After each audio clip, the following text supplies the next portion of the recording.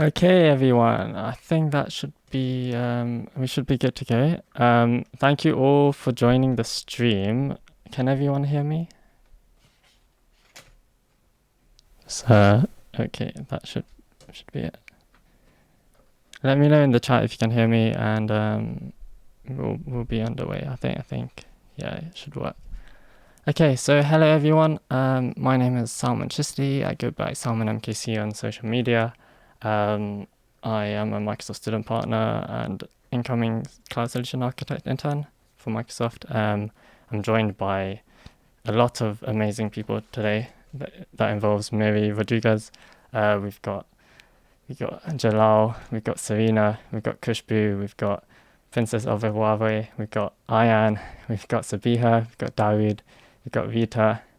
We've got such amazing people here. They are from amazing places, and their journeys are going to be very inspirational for all of you. This is part of a Women in Tech initiative that was brought about by a lot of members within the Microsoft Student Partner community. The first talk today will be by Miri. Miri is the global head of internships for Microsoft. Well, she's the global head of internships program manager, I guess. And she's also a storyteller. So if you are interested in learning about her story, check out her new book. I'm sure she's going to talk about it as well. This is it's an honor to be with such amazing people on this call. So I'm just gonna pass it along straight away to Miri. So hi Miri, how are you? Hi, Salman, and hi, everyone around the world, wherever you may find yourself. I am coming at you all the way from Seattle. I know it may be late in your time zone, but I'm excited to be here. I hope you're keeping your energies up because we have a lot to unpack here today for the celebration of women, Women History Month, and just getting the energy for everyone, sending good vibes in this moment where I know it's a little bit uncertain times for all of us, and there's a lot going on and things happening in the back of our minds. So hoping this time that we're going to spend together, these 20 plus minutes, are going to be energizing, re-energizing for you, and you'll learn something fun, something new. I love stories, I love storytelling, so yes, I am going to talk about storytelling today, hoping that you will learn something fun, like as I said. And so let's get started. I began my journey as storytelling at Microsoft about 3 years ago, and I never really stopped because I think once you start that journey, you don't truly stop. And I'm hoping that all of you will tune into this idea that all of us are storytellers, because we are.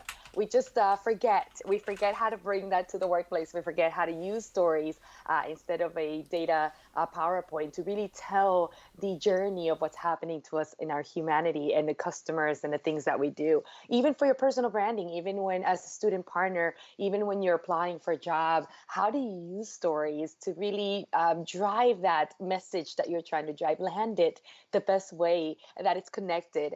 So I hope to teach you that today. I hope that you'll learn, and we'll leave some time for Q&A at the end. So please prepare your questions. I'll go real fast, just because I have only 20 minutes and I want to unpack a lot of good things to you guys today.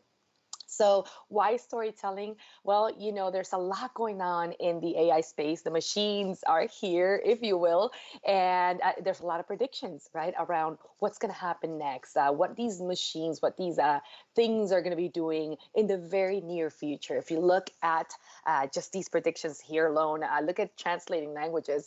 We know very well that Julia White did a presentation last year where her hologram of herself was translating languages to Japanese as she spoke. So that's actually already obsolete in terms of what will be happening in the near future. And it's really interesting to note the things that these machines are going to be doing. Think, for example, about look at that, writing a best-selling book, for example. I just wrote a book, and I can tell you how intense that work is. So a machine that's going to be doing this very soon for us, maybe better than us. In fact, the predictions are that in the next 5 years, the machines will be billion, not million, billion times smarter than us. So to think that they're going to write a book and it's going to be way better, because they don't sleep, right? They don't, they don't get into fights with their boyfriends. They don't have to eat, so they get better at their craft. And so I have to ask, if with these predictions and the fact that the machines are here, the robocopolis, if you will, what will happen to us? What will happen to our jobs? What's up with our future, right?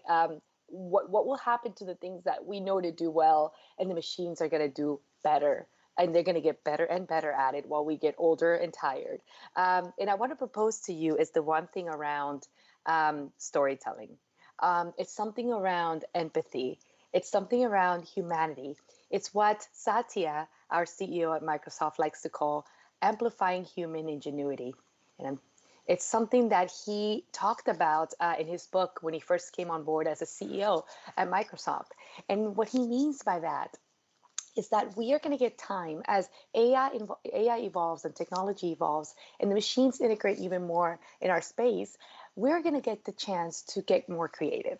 We're going to get the chance to spend time thinking more, analyzing more, creating more. That is amplifying the human ingenuity. And all those things come from a place that machines will never have. And that's our heart, right? And so when you think about what that means for us and the importance of that, it really talks about things like changing the narrative for us. And that's what Microsoft did. That's what Microsoft did when Satya came on board. Our story, if you will, was a PC on every desk in every home. That was our mission at Microsoft for many years. And then Satya came in and he looked at our story and said, I think it's time to change a little bit. I think we need to pivot differently. The Googles of the world were coming in, the Amazons of the world were coming in. And so we were like, okay, what do we stand here? How do we continue to go to market? How do we continue to be relevant to our customers? And it was by changing the narrative. And so there it is. Our story became about empowering every person and organization on the planet to achieve more. It became about people, not our products. It became about our products changing people, empowering, enabling people, not being the hero of our story. And so with the change of that narrative, we also began to think about how to best talk to our customers. How were we sending this message of empowerment? Empowerment is a feeling. All of us know what it is to feel empowered or not, right? I don't have to explain that word to you. It's a feeling. It's what I like to call the universal truth in storytelling. It's something that we all feel or we know what it is, and I don't have to explain. But we also understood that empowerment had a breadth of scope that we had to cover. We have customers that are, teenagers or tweens playing Xbox games. And then we have IT pros that are moving on premises to the cloud in their companies. And so there's a lot of us. There's a global audience that covers many cohorts. How were we going to do this? So they hired storytellers at Microsoft, and they're still hiring them, actually, if you're wondering. We have about 400 storytellers here in HQ in Seattle and around 4,000 worldwide. And I know that may surprise you, but it is true. A lot of them actually are talking about our AI for Good initiative. We wanted to talk to our customers differently. We wanted to say, how do we connect at a deeper level? How do you connect at a deeper level with anyone? And so when I got brought into core services engineering to talk about stories, to build stories in data and AI, and I got lost. I was like, oh no, I don't know what it is. Like, what do I do? How do I tell stories, right?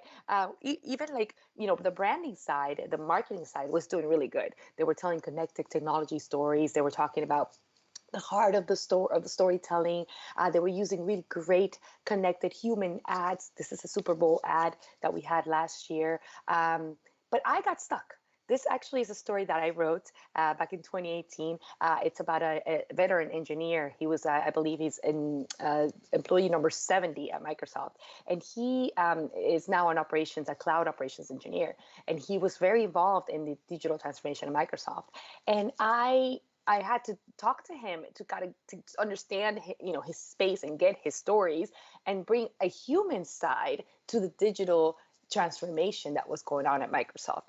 And I was stuck. Like I said, I was like, how do I arrive at this? What do I do? Where do I begin? So I started by using LinkedIn. I went on LinkedIn and I searched everyone who said that they were a storyteller. in their job title. And I reached out, I sent an email and I said, hey, if you're a storyteller, can you please tell me not what is storytelling, but what it's not. What is not storytelling?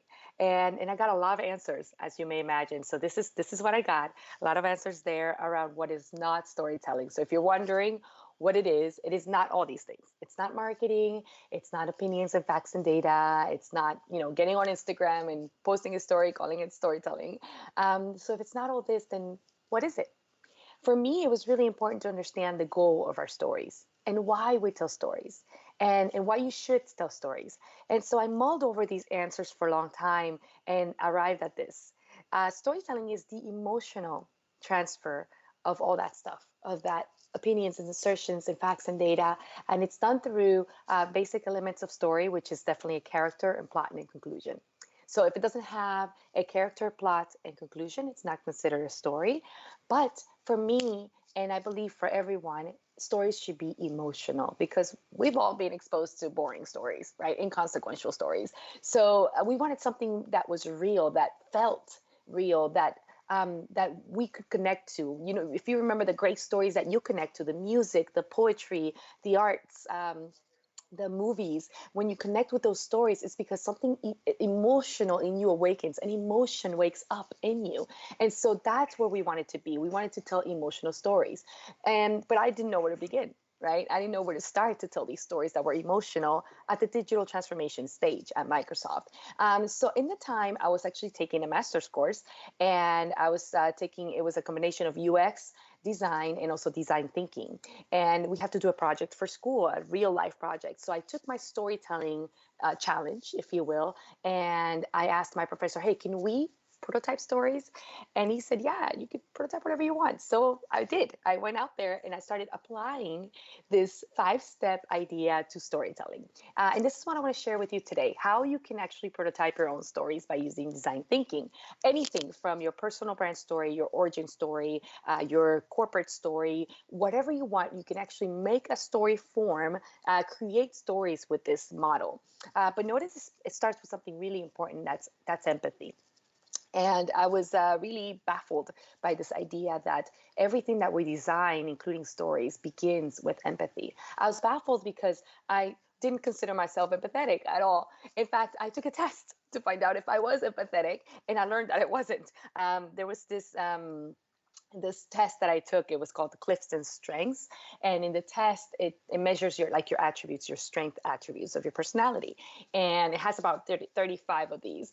And mine, empathy laid like number 33 out of 35. So I was like, oh no, I'm not empathetic at all, right? So how can I do this job if I'm not empathetic? But so rest assured, if you're not empathetic, you're okay. I learned later that this is a practice that you can learn. It's a soft skill. And so I want to share with you the 3 levels of empathy that you can learn to begin your storytelling. The first thing is that empathy is the experience of understanding another person's thoughts and feelings and lived experiences. It is an experience. It's not just putting yourself in someone else's shoes. It's walking a whole lot in those shoes before you understand. Right now, during this pandemic, we recognize a lot of people, all of us are affected by what's going on. And we can get this tunnel vision, right, of our own selves, what's happening to me, how I am feeling, what I am doing, what is occurring around me. But if we stop and begin to actually practice empathy in this space, this lends itself to opening ourselves to a deeper level of humanity, of thinking about someone else and what they're thinking, what's going on in their world. And to do this, we find out that there's actually 3 levels of empathy. The first one is called cognitive empathy. And this one really just talks about the fact that we recognize that people are just humans. If I stop for a moment, if I pause and I remember that behind the screen, I'm not in front of you in person. I can't see you. I wish I was, but I'm not. But if I stop to remember that all of us here in this virtual room are humans, for that reason alone, for the fact that we're human alone, there's stuff going on.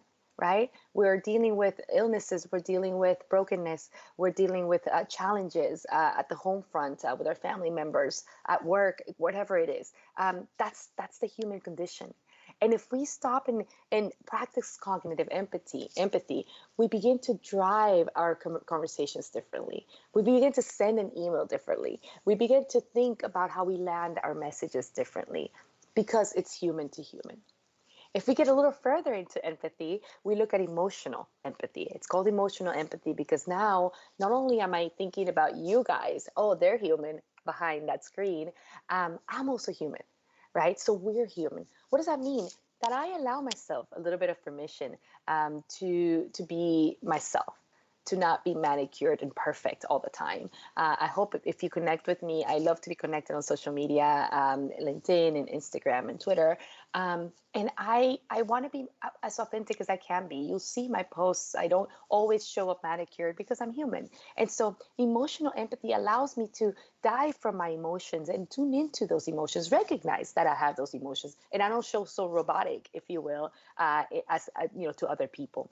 And lastly, we look at compassionate empathy, and compassionate empathy really becomes more about me, about myself, about how human I am, how human I am, and that allows me to be more vulnerable. It allows me to be very vulnerable, where I can actually give myself permission to tell stories, and that's why it starts with empathy, because a lot of us get scared. Miri, you want me to talk about my personal journey? You want me to talk about the things that I've gone through? Yes. Yes, I would love for you to do that. I would love for you to explore ideas around how your story can change someone else, how your lived experience you'll find may not be solely you that is going through something like that. That's where it begins. And people begin to tune into that kind of idea. Designing a story really then the next step is really thinking about that universal truth. If we're empathetic to our audiences, if we begin to become an empath ourselves, then we think about this kind of needs, pyramid of needs. This here is Maslow's pyramid of needs, and I use it to illustrate that all of us at the human level have those needs. And so what does that mean? Well, that means that your story can spark an emotion somewhere around here because we're human, right? So you ask yourself, hell, hey, what do I want my story to spark? Do I want it to inspire people? Do I want it to make people happy? Do I want it to make people sad? What emotion do I want from my audience when I land a story? If your story is to a hiring manager, for example, at Microsoft, if you're trying to get into Microsoft, what story will you tell about your lived experience that they will go, oh, wow, this is beyond a resume? What, they remember, because people remember emotions. People remember how you made them feel more than the content. So think about that as a first step. What emotions do I want to drive with my storytelling?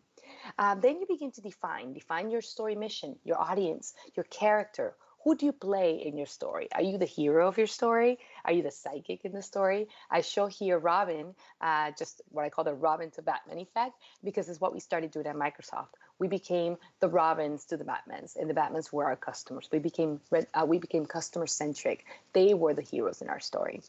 So think about that. I want to show you real quick what a story mission looks like. This is not your personal mission. This is actually the mission you give to your story. Namely, what you're going to do is you're going to say, hey, what do I want the story to do for me, right? So I dedicate the story to an audience, whatever the audience may be. I want the story to help them do something. What will that be? Right? And I also want them to feel something. There's that word again, feeling, emotion. If you have those three components in your story, you will have a design of a story that lands the best because you considered how to tell the story best. In my work, in my field of work, when I was in engineering, my story was dedicated to IT pros. Right? It was a very niche audience. A lot of you are IT pros, so you'll know that you like stories of how-tos. You like a lot of white papers, and you like to read, you like blogs. So I needed to understand that first to dedicate that story to those IT pros, and then help them do what, right? For us, it was really understand how at Microsoft we were digitally transforming with our own services so they could do the same. Help them understand, for example, that our engineers were also a little bit scared about losing their jobs because jobs were changing. They were going from on-premises to the cloud. And telling those stories was vulnerable, right? How, Microsoft doesn't have it all put together. We're going through this process together. And using that really enabled us to show up human to our customers and then make them feel what? Empowered. our word was empowered. So how can we empower our other engineers with our own stories to say, hey, if we got it, if we did it, if we're going through it and we're still surviving, you can too, you will too. And that's how the story mission works. Moving along, we ideate. This is the third phase. Ideation is where you actually brainstorm a lot of ideas for how you're going to land your story. This year is a quick acronym that it's not mine, but I use it a lot in storytelling. It's called CAMPER. And basically, once you're thinking about your audience, you know your theme of your story, you know what you're going to make them feel. Okay, Miri, I get it. I understand where I'm going with my story. Then you stop for a moment and take time to brainstorm a lot of layers of the story. Okay, you have your audience, you have your characters, you have your plot, you have your conclusion. What if you replace the character? What if you modify the plot? So if you start thinking about other ways that your story can take form, you will allow yourself that ingenuity, that creativity, and more stories will come out. The story kind of takes a life of its own and you let it, right? You let it. Next, you actually prototype. So we're on the fourth step of prototype of designing your stories, prototyping stories with design thinking approach. And here you see 8 basic steps to a story structure, to how to tell a story. A lot of you hear the hero's journey. It's a very popular one. That's the one that you see down there with the little lion. That's the hero's journey storytelling technique. Many accounts in movies and religious accounts will actually use this transformation storyline to tell the story. It's very popular. The one in the middle here that you see, it's a little guy falling in the middle. It's called in media res. It's basically starts with the climax of the story. It's like, my mother died. Whoa. And then you kind of wrap around the beginning of the story and kind of move around. Many ways. The one on the top left corner is called the mountain. It kind of is a very dynamic storytelling technique where you just go up, climax, and go back down. So just to show you, there's just 8 basic ways. Not every way is the best. In fact, I don't know what works best for your audience. You have to decide that. And if it doesn't exist, create it. You're a storyteller. You can create the best way to tell the story for your audience. But make sure that you take them through an unforgettable journey. Whatever the plot development will be, that it will be what they want and keep them engaged in the storytelling. And finally, you test it. You test your story. Ask yourself, hey, did the story evoke the emotions that I was seeking? If I was, aiming at happy and they came out crying, maybe I need to revisit. Maybe I need to go back to step 1. But the beautiful thing about storytelling is that it's a circle, right? If you use the design thinking approach, you can go to any step and just keep going. And notice that if it starts and it ends with empathy, you're always going to ask yourself, hey, am I being empathetic to my audience? Am I considering my audience in this step that I'm taking to prototype story? And the beautiful thing about prototypes, we know it's low cost, low effort. So if it doesn't work, you tested it, didn't work, that's okay. Go back and do it again. I've tested many stories that don't work. I've gone on LinkedIn and I've posted a story and nobody likes it, right? So, okay. And then I go and I post something else because I learned and then it works. So you allow yourself to fail fast with storytelling. Don't be afraid. You don't have to have it all put together again. It's prototype. It's small steps and ideas as you test your audience and see what emotions you're awakening from them. So that is it in a nutshell. I know it's a lot to unpack. I promised that at the beginning. It is simple.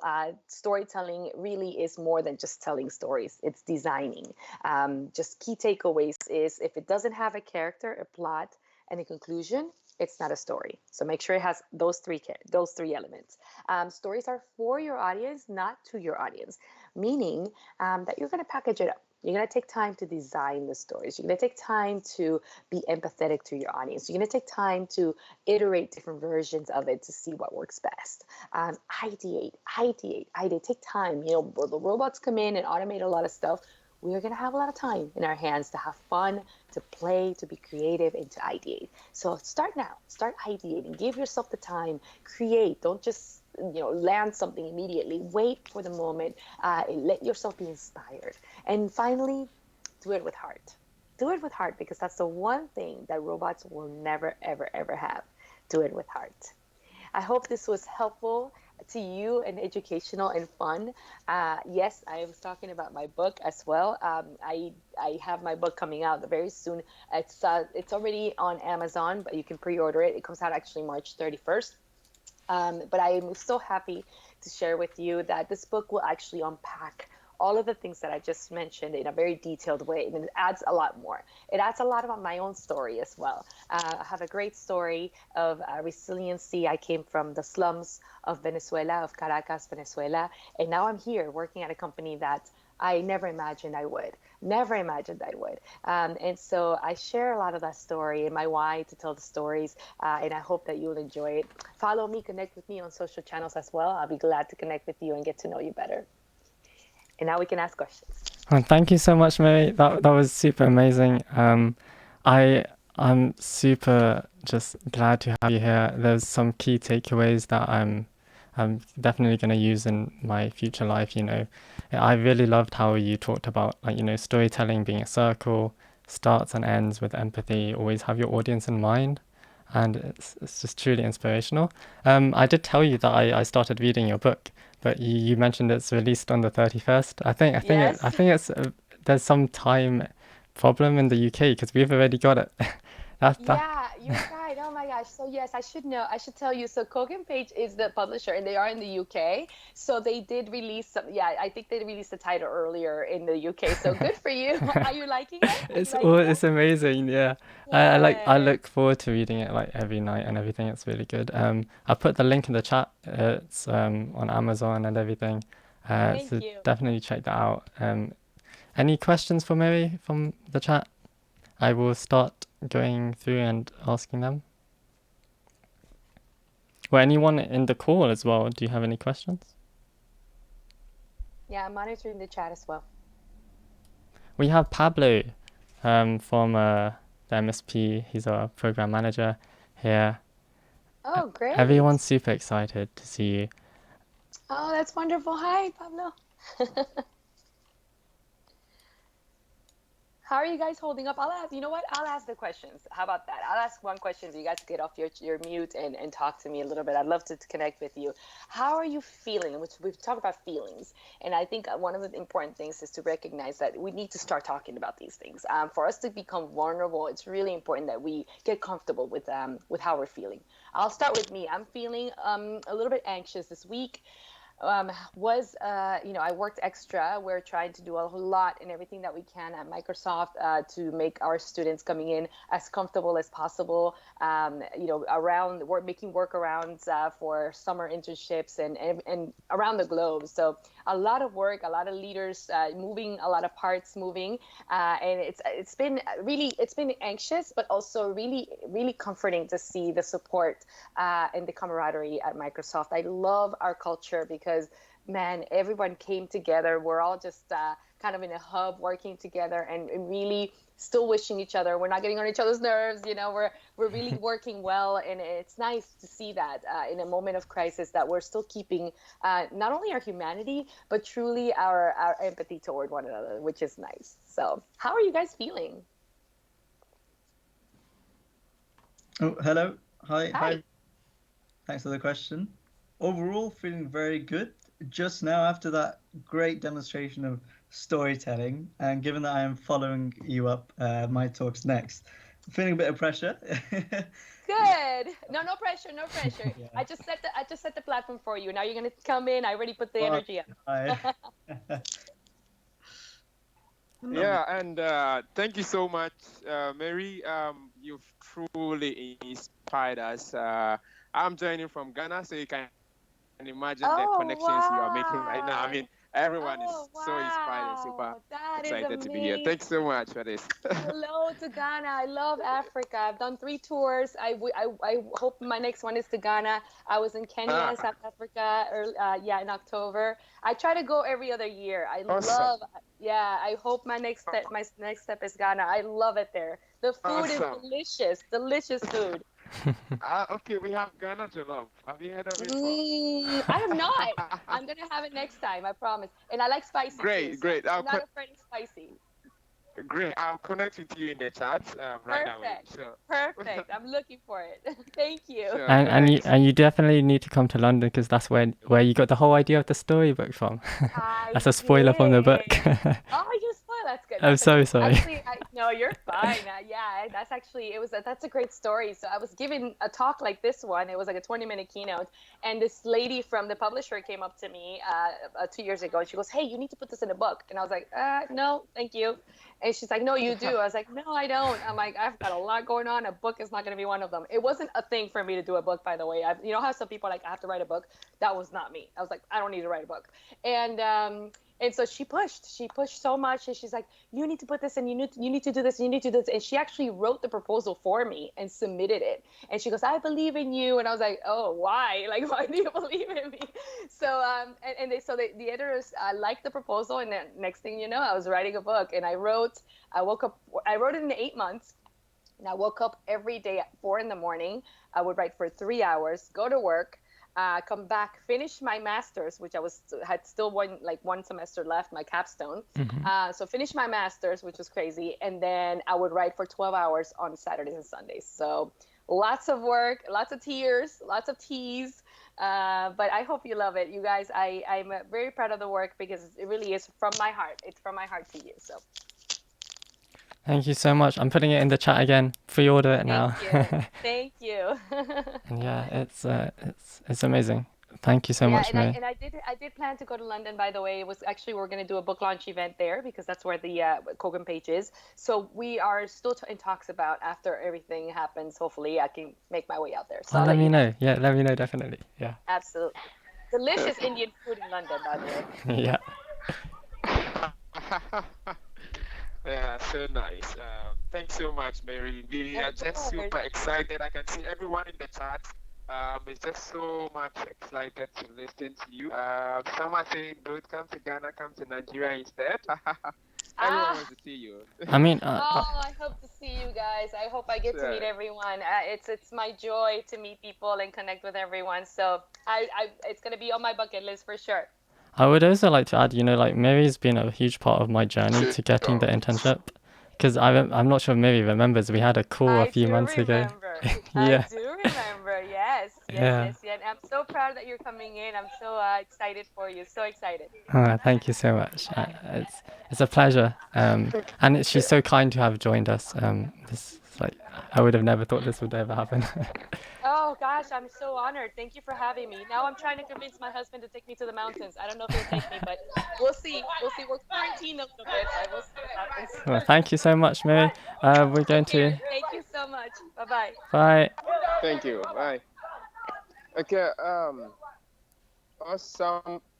So thank you so much, Salman. Would you like to upload any slide or something? Should I just go ahead with Jalal? Other slides that you want to upload? Sure, you can do that. Yes, I shared the slide in the chat. You can just upload it. I closed my Surface Go already, so I'm on my phone. Okay. Hi, Jalal.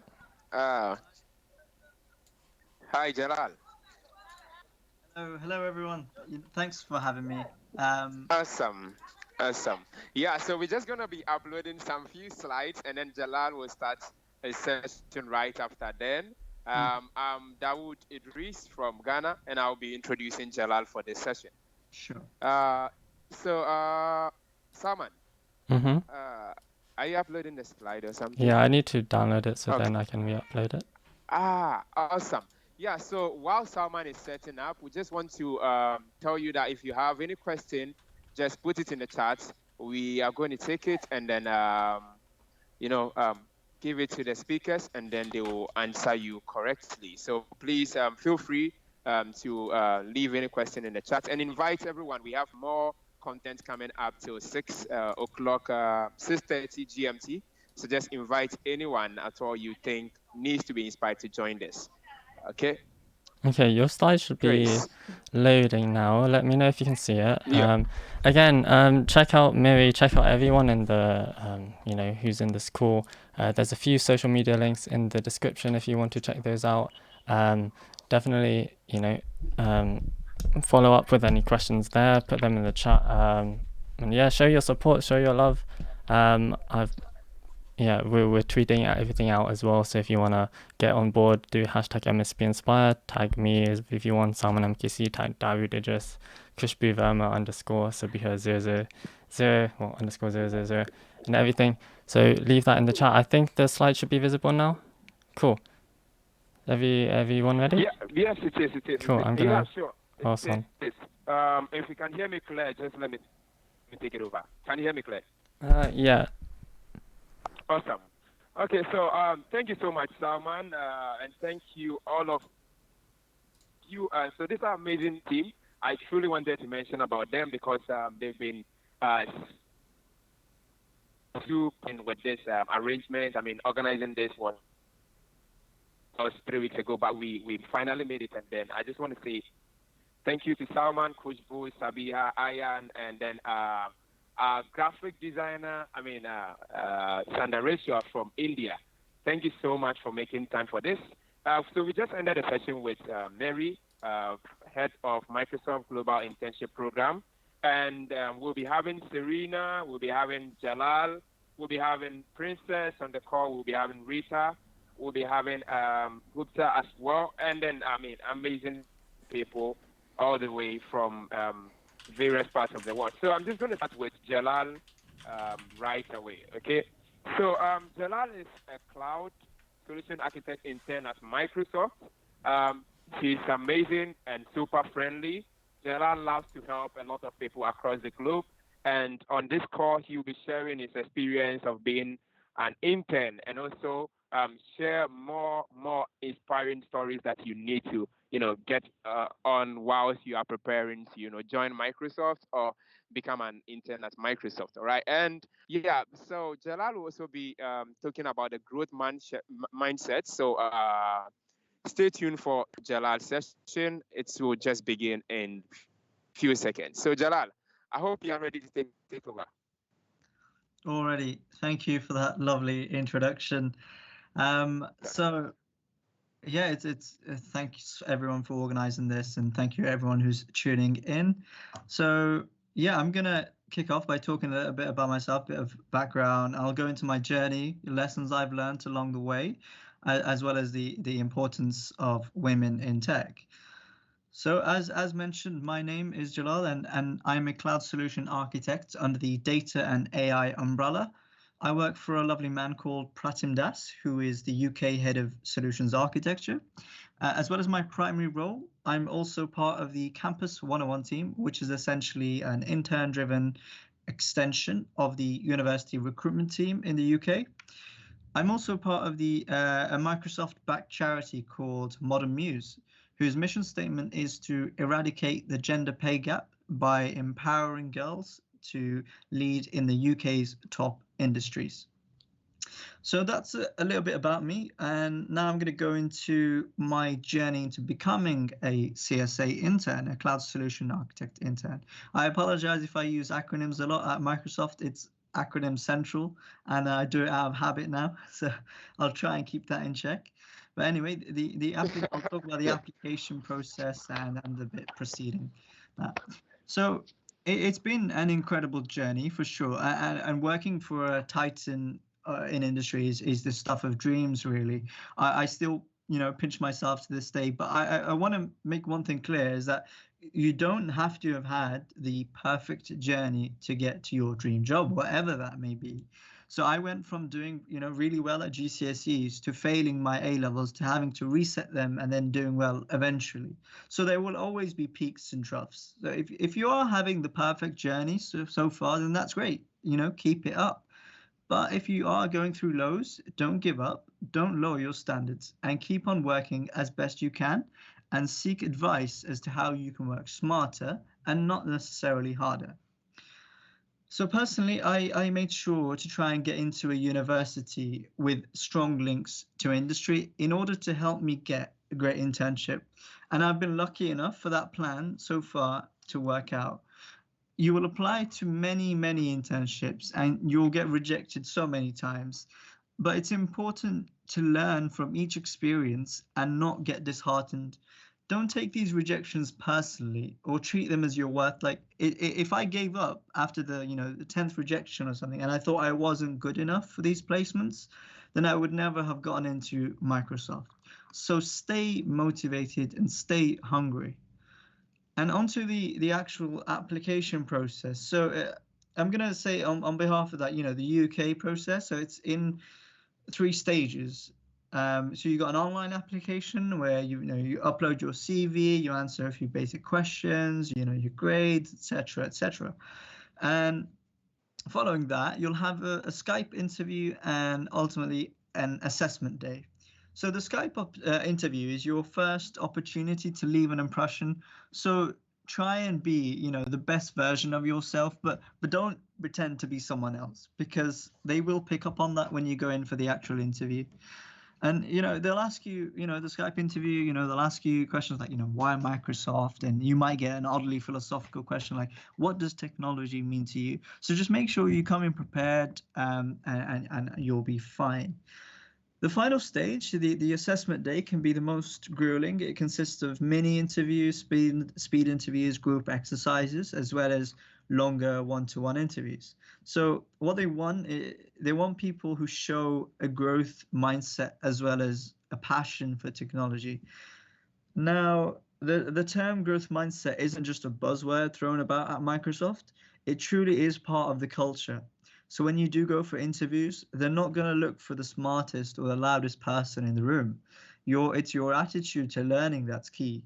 You can hire the best talent from the greatest universities, but if they've got a rigid mindset, when you're working in an industry that's constantly evolving like technology, they're going to be an ineffective resource. So there's a massive need for people who have a growth mindset, who are always hungry to learn. Right. So ever since I started my role as a cloud solution architect, as cliche as it sounds, it truly has been a whirlwind. Every day is really so different. So cloud solution architects, what they do is they work on Azure. Now that's a cloud computing service created by Microsoft. And an example of what a CSA does, a cloud solution architect, does is possibly carrying out reviews on a company's data strategy to ascertain whether their architecture is the most performant and follows best practice guidelines. It's hard to describe exactly what I do because, one day I might be shadowing, doing hands-on technical work or writing a technical blog or even dedicating the entire day to studying. So it really does differ day to day. And I thought I'll touch on a highlight for me this year. It was actually quite recent. So the highlight was being able to travel for work to Barcelona, to sunny Barcelona, for a machine learning workshop with my mentor, an incredibly, smart man, data science background. So firstly, it was a huge customer, the people we worked with. So from that perspective, I already felt privileged to be exposed to such high-end clientele at such a young age. And it was also, a great experience being able to speak in front of the customers during our stand-ups and, just, getting to know them. And the great part about being an intern is that everyone is willing to give you that chance and will support you even when you make mistakes.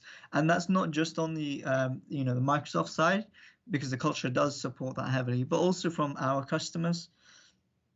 And, so given all these privileges, you honestly can't but help feel incredibly lucky to work for a company that really and truly cares and invests into their early in career. And, as for my closing statements, if you will, and in light of International Women's Week, I just want to drop quickly, I want to talk about the importance of women in tech. Now, I think it's super important for young girls and boys to be able to see women in top positions and to be able to view them as role models, not just men. And the way we'll achieve that is through equal representation in industry. Right now, as I'm sure you will all know, there's a distinct lack of female representation, especially in STEM areas. And it's a gap that needs to be filled. Take a huge organization like Microsoft, for instance, whose work will have a global impact. You can't just have a singular perspective on things. You need that mixed representation. And so Microsoft is doing great work in that area, but the job's not done. There's still a lot more work. Now, if you ever feel like, you're not wanted in a STEM field because, it's, really male dominated, it's actually quite the contrary. You're needed more than ever. So, if you are interested in STEM, I highly encourage you to chase that passion. And with that, I'd like to thank you all for listening, and I'll hand over to any questions or or on to my wonderful colleague Serena.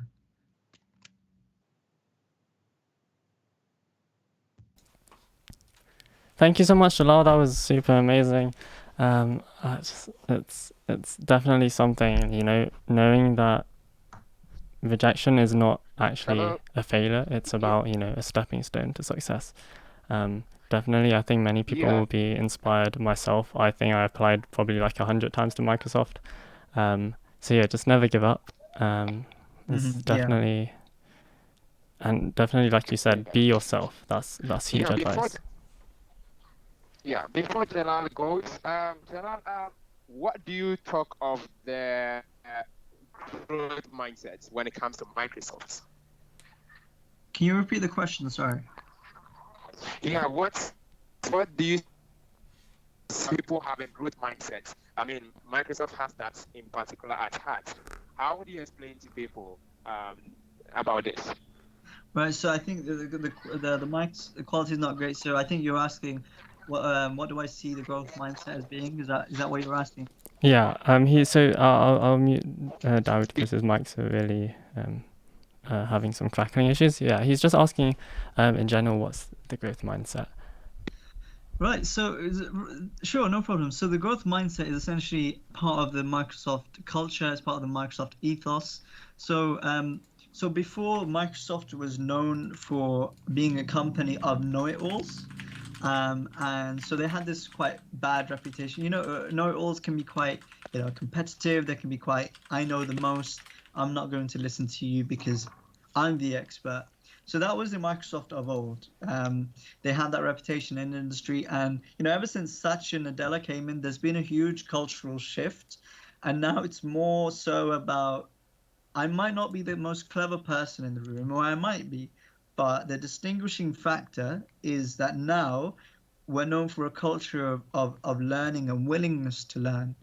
And that if you can demonstrate that, then you're in good stead, especially when you're considering a career at Microsoft.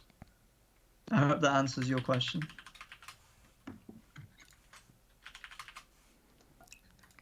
Cool. I think he's on mute. Thank you. No problem.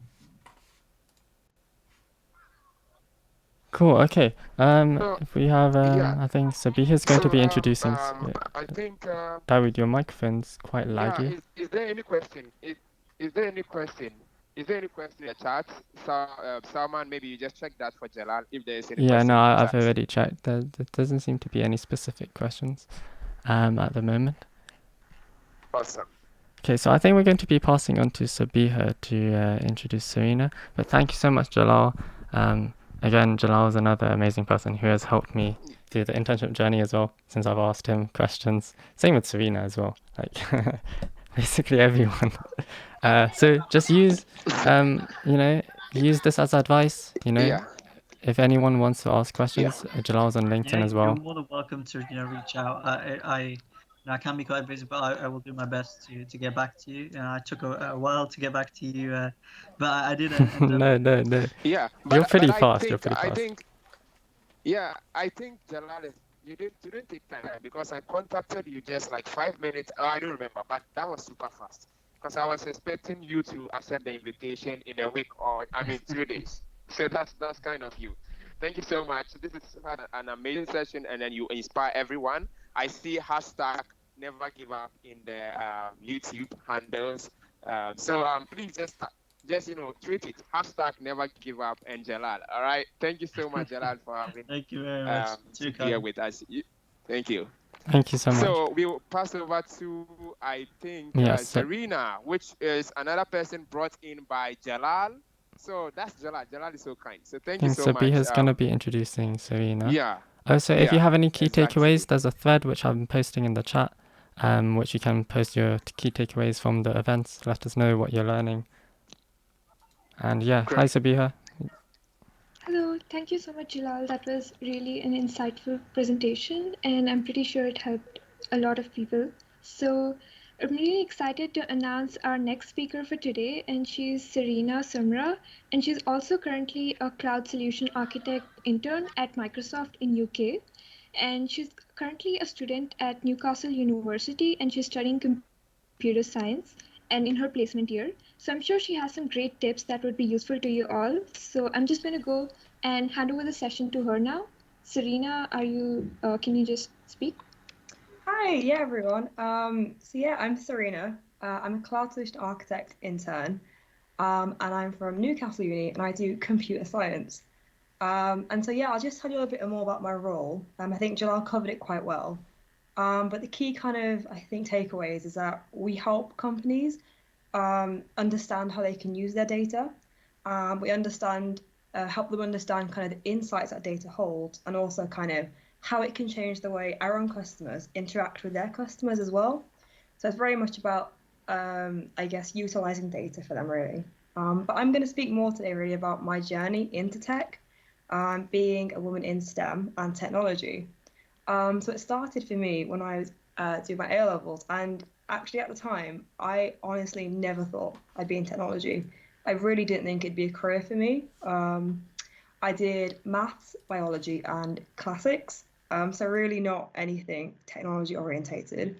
And I applied to university, and I again had no idea what I wanted to do. I literally applied for 5 different courses. I think there was like maths, biomedicine, biotechnology, and there was also one which was computer science with biocomputing, and this is the one that I took, and that was at Newcastle. And so what really interested me about it was the bio side of it. It was kind of seeing DNA as data and kind of unlocking that insight as well. And I kind of thought, why not? Why not just try it? I've never done any kind of technical or coding before, but I just thought I'd give it a go and, I'll see where it takes me. And so I did. And then I started my first year.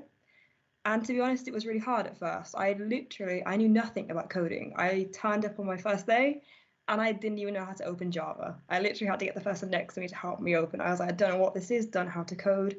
And it was a little bit challenging at the start, kind of understanding, I'm a minority in this course. There's like 300 people in my year at uni, and I'd say about 15 of them are girls. And that was really kind of a challenge for me to kind of understand that people around me were going to be a little bit different. And a lot of them had been coding a majority of their life. And for me, it was a really big step. But I got through it. And then coming in second year, things did get easier. I was understanding things a bit more and kind of getting the hang of it. And then it came for me to start applying to placements.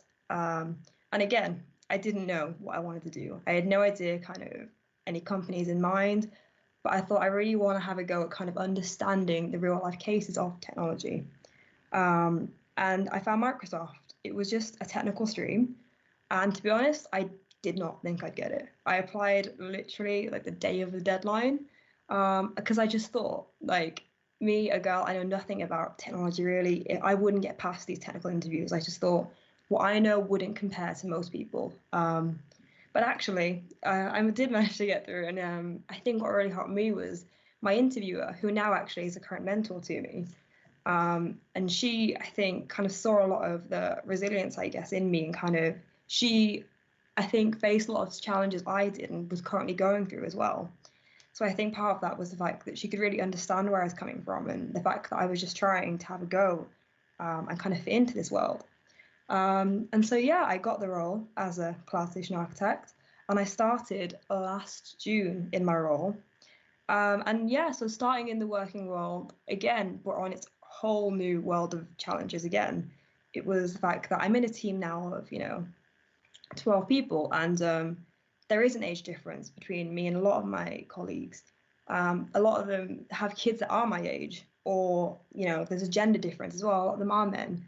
And sometimes I'm not always the most confident person, so I do struggle sometimes, I guess, to voice my opinions, or I guess be as confident as I want to be.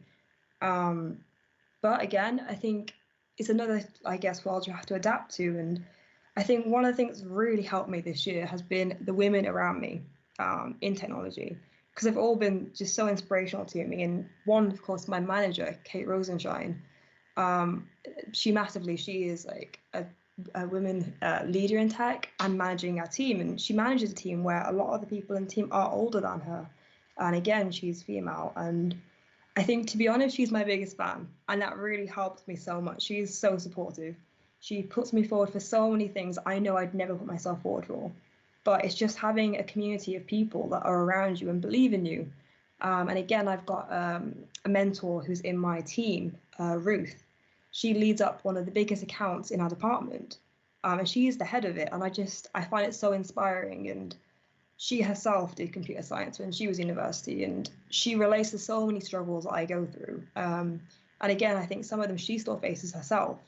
So it's just having people around you that understand and are there to help you through it, and just help, I guess, getting that kind of, equality in the workforce. But again, the year itself has been amazing. It's been an amazing opportunity. I've done so many cool things. For me, the highlight is I'm part of the mixed reality champs.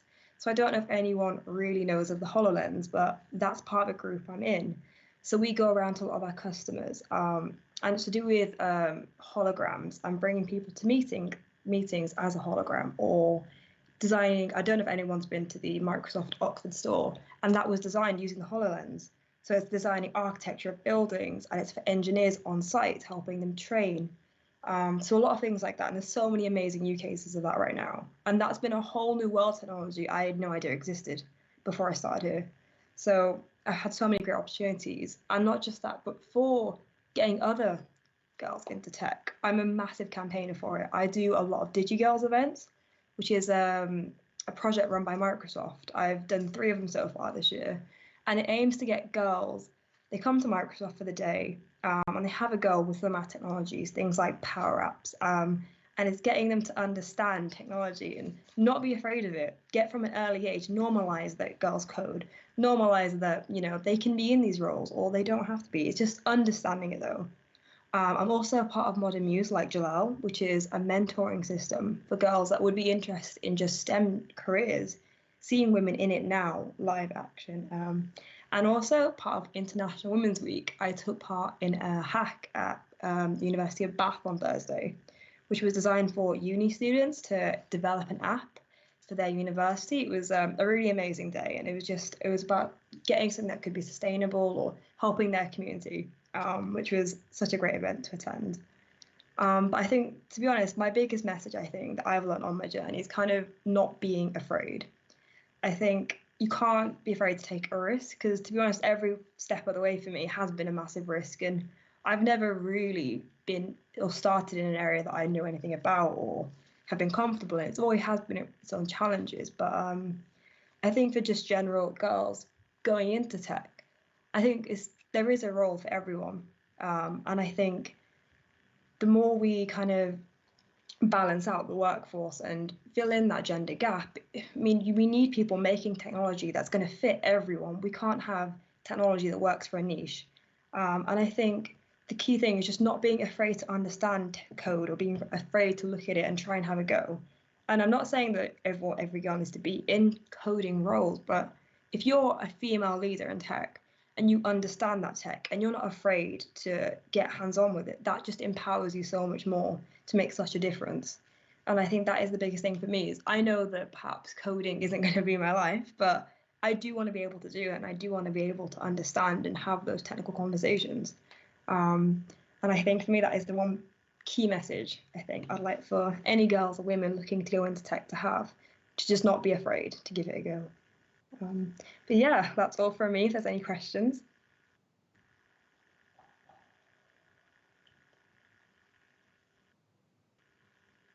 Thank you so much, Serena. That was amazing again as well. Just like everyone else, it's super amazing. And again, thank you as well for everything. The support you've given through everything. In terms of questions, I don't think there's any specific questions either regarding this. But definitely your journey was very, inspirational. I'm sure loads of people are in a similar situation where they are also the only female within the university. Well, not the only female in the university, but one of the only females in the course, especially within a technical course. I do see that in both of the unis I've been to. So yeah, I think that's definitely inspired a lot of people. And I think someone has their mic unmuted. Hi, David. Yeah. Yes. Salman. Yeah. Hi. Salman. Okay. Yeah. So no problem. I was just saying that just remember to tell people to follow Serena for all the amazing stuff that she does. I think that's her LinkedIn handle, so people should just remember to do that. And thanks so much, Serena, for this amazing session.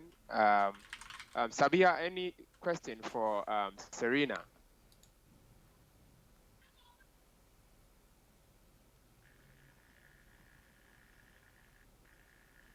Sabi has a mic muted. I'm gonna give everyone's Serena and Jalal's LinkedIn profile so you can check their stuff out as well. Keep up to date with what they're doing.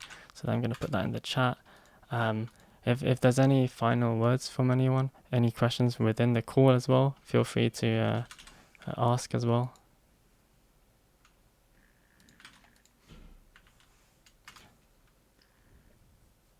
We've got a hackathon's love heart from Eddie in the chat. A lot of people in the chat are just saying thank you. Yeah, it's just a lot of support that's coming out. It's like thanks and thanks. No specific questions though. Thank you to Serena. Yeah. Yeah, cool. So I think. Question. Pardon? Sorry, yeah, I wasn't sure about the question, but thanks for having me as well, Salman. Thanks for organising this. It's been a great opportunity, I think, to share my story. Oh, it's a pleasure. Along with all your support on the with the whole my journey as well. It's I definitely think like you're very knowledgeable in this area, and it's worth letting everyone else have the same experience and learn from you as well. So I mean, thank you so much. I look forward to also meeting you and Jalal soon again. Great, thank you. And thank you so much. I'll let you get to your next meeting, I think it is. Cool. So next person we have on the agenda will be Shubhangi. So I believe we have Khushboo who will introduce her. Dawood, I think you've got a lot of network and you're like breathing into your microphone, so I'm just going to mute you if that's okay. Khushboo, are you there? Hello, Khushboo. Yeah. Hello, hi everyone. This is Khushboo Verma from India. So I'm here to announce our next speaker, who is Shubhangi Gupta. She's an explorer. She loves to code and design. She's a Microsoft student partner from India, and she promotes diversity in tech. She is the lead of the Literary Society, and she promotes women in tech and is the lead of the Hack Club as well. So over to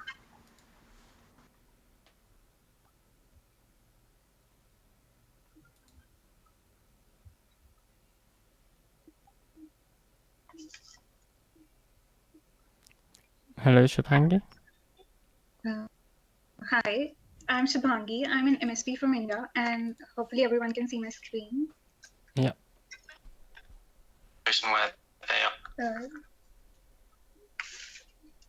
So I'd be talking about, thank you all for joining in, and thank you MSPInspire for inviting me. I'd be talking about benefits of collaboration and how to discover the full potential of your team. Ever since I joined the developer community, I saw people and communities hesitating to collaborate. What surprised me was the community that I was a part of was always open to newcomers and collaborators. And that, I think, made them more approachable and friendly. I tried to discover what could make me more friendly and my community more approachable. So when you're trying to compete, you're trying to bring someone down, inducing negative energy. But when you collaborate, your focus is on yourself, your community, and bringing the best in them. If you're still not convinced why you should collaborate, here's why collaborate. We get a shared pool of resources. So giving my own example, I organized a hackathon in my university. It being a small hackathon, we couldn't find sponsors at an earlier stage. But after I found a few collaborators and reached out to them, we got around over 10 sponsors and 85% of female participation. when the normal female attendee rate is 33% in India.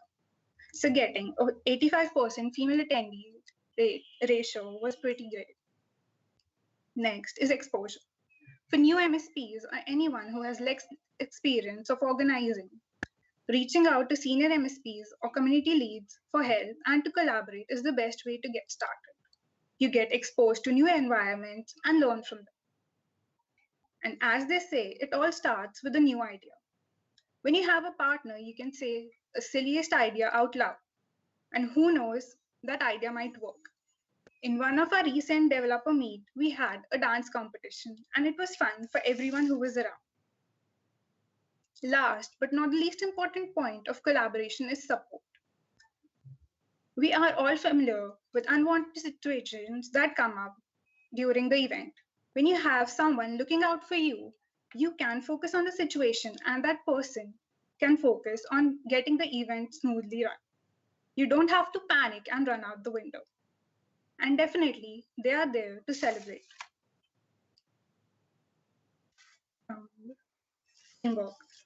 Unlike collaborators who join you for an event, your team is always there standing next to you.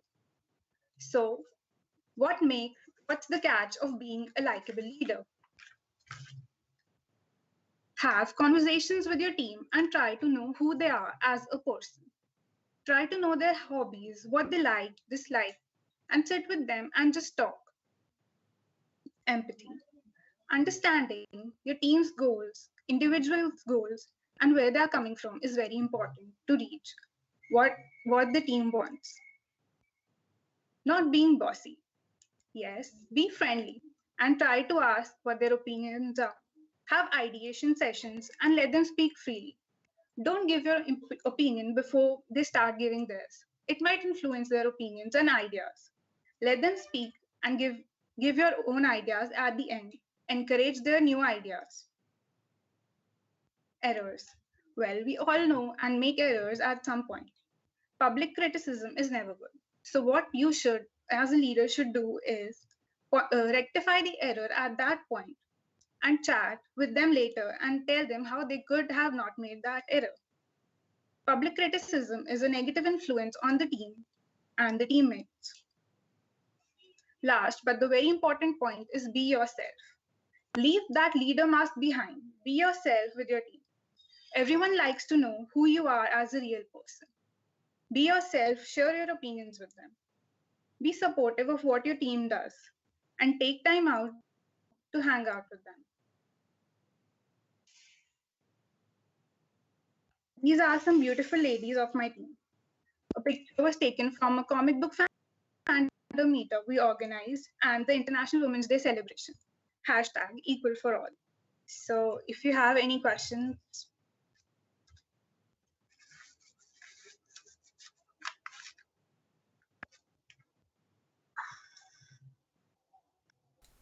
Thank you very, very much. Does anyone have any questions for Shubhangi? Khushboo has just posted Shubhangi's, sorry if I'm saying it wrong. Khushboo's posted her Twitter in the chat, so if you want to reach out to her, ask her any questions there, I'm sure she'll be welcome. If you can confirm with me as well, if that's the case. And yeah. Hello, I have a question. Yes. When you were talking about errors the right way, I didn't really get that part. Can you just please re-highlight that point, please? Thank you. So when we are giving a talk or some errors happen during a hackathon, like they make a mistake, the teammate makes a mistake, you should not point out it at that point. You should focus on rectifying the error at that point and seeing that the event goes out smoothly and talk to them later and not highlight the error in front of everyone. Like when you are in teams or you have a group chat, you shouldn't point out the error there. You should just talk to them personally and let them know that give positive criticism, like tell them that this is what went wrong and this is how they could have done it. Does that answer your question? Yeah, thank you. We also have another question from Vijaya, who goes by the name Tomboy on YouTube, and she's asking, do you have any suggestions on handling conflicts within a team? Yeah. So this is very common. As we are all humans, there are sometimes conflicts that arise. What I usually do within my team is talk to them upfront and not try to back talk. So I ask them to gather around and just say what was the problem that they faced with the other member. Just say it out loud, and no one is allowed to shout. So when the person actually knows what the problem was, maybe there was some misunderstanding and they can clarify it easily. Awesome. I realized this is turning into a behavioral interview, so sorry about that. That's not my doing, that's Vijaya's question. Anyone else have any questions? Someone made a quote, work smarter and not necessarily harder. That's definitely a very good quote. You're getting love in the chat from Rishab Bansal. Esther says he couldn't agree less, which is great. Or she, sorry, I can't tell. But yeah, I think that's it from Shubhangi. Yeah. Cool. Thanks so much for this amazing session. Everyone enjoyed it. We could see from the chats. Oh, that's beautiful slide. You want to talk about that too? Yeah, I just want to say that we are stronger together, and collaborations and teamwork are a part and parcel of that. So keep collaborating, and thank you for inviting me. There's no I in team, they say. No I in team. Yes. There's an EAA. Yeah, and EAM&T. Yeah, so awesome. Yeah, hashtag women can. Please go on Twitter and tweet about the event and invite others to join. We have about 40 minutes or 50 minutes more to go with inspiring talks coming from a lot of other women. So please make sure you tweet about it. Hashtag women can MSP. And don't forget, we have a Kahoot at the end. There's a question from Mursal for Khan, who asks, can you share your slides in the MSP channel? Oh, sure, I've already shared it with you, but I'll share it in the channel as well. Awesome, we can try get that to you. And yes, thanks from Anjali. Hi Anjali, nice to see you here.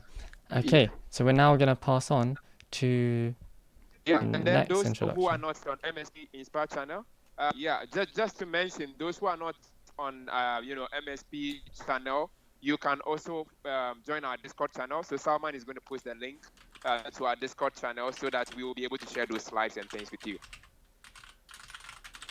Yep, cool. There's the link. It's a trustworthy Microsoft link. I didn't make it, someone else did. But there you go. And yeah, don't forget to tweet everything. There's a thread which is going on. If you want to post your updates, the link will be in the chat. Hi, Hani. Hani is asking for Khushboo's LinkedIn. I will share that. Okay, so on to the next speaker. Okay, so for our next speaker, we should be having Rita. Do we have Ayan here? No. Oh, yes, Ayan is here. Yeah, so Ayan is supposed to, you are supposed to give us introduction, introduce Rita. I think Rita is supposed to take next.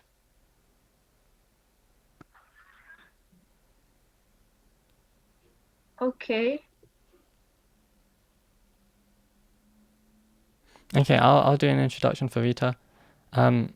So Rita, she is currently an MSP, and she also works as an intern, and she's currently interning at a company called DangoteGroup, I believe it's pronounced, and she will be doing a talk on taking risks, beating fear, and stepping outside of your comfort zone. So if you're ever feeling, uneasy about the situation you're in, don't forget that it's a journey, and there's ups and downs in life. Rita will give a lovely presentation telling you all about how she started where she was, now is where she is now, with a really good internship and an amazing member of our community. So hi Rita, would you like to say hi? Hi, Salman. Thank you very much for the introduction. So I would love to share my screen now. Right? Okay.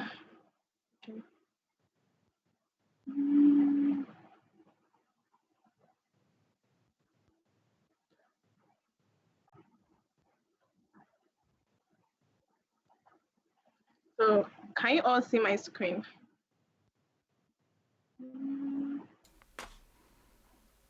Yes, Hello? yes. Sorry, I have to unmute my mic. Yes, it is visible. So hi everyone, my name is Rita Okonkwo. I'm a Microsoft student partner at the University of Benin in Nigeria. I'm also into mobile development using Java and Kotlin. I love reading books, I love traveling, and I love hanging out with friends. I'm going to talk about daring to be brave as a woman in technology. So what does it mean to be brave as a woman in technology, and how can you be brave as a woman in technology? I would start by defining what bravery is. To me, bravery is an important attribute to have in order to excel as a woman. It is the ability of a lady to go out and shatter glass ceilings, even though her legs aren't strong enough to do so. It is the ability of a lady to dare to dream, even when the odds are against her. So I'm going to buttress more on bravery using a personal story. So for a long time, as a young girl, I was scared to speak up. Every room I entered, I always felt like I was the dumbest in the room. So I was quiet amongst my colleagues most of the time.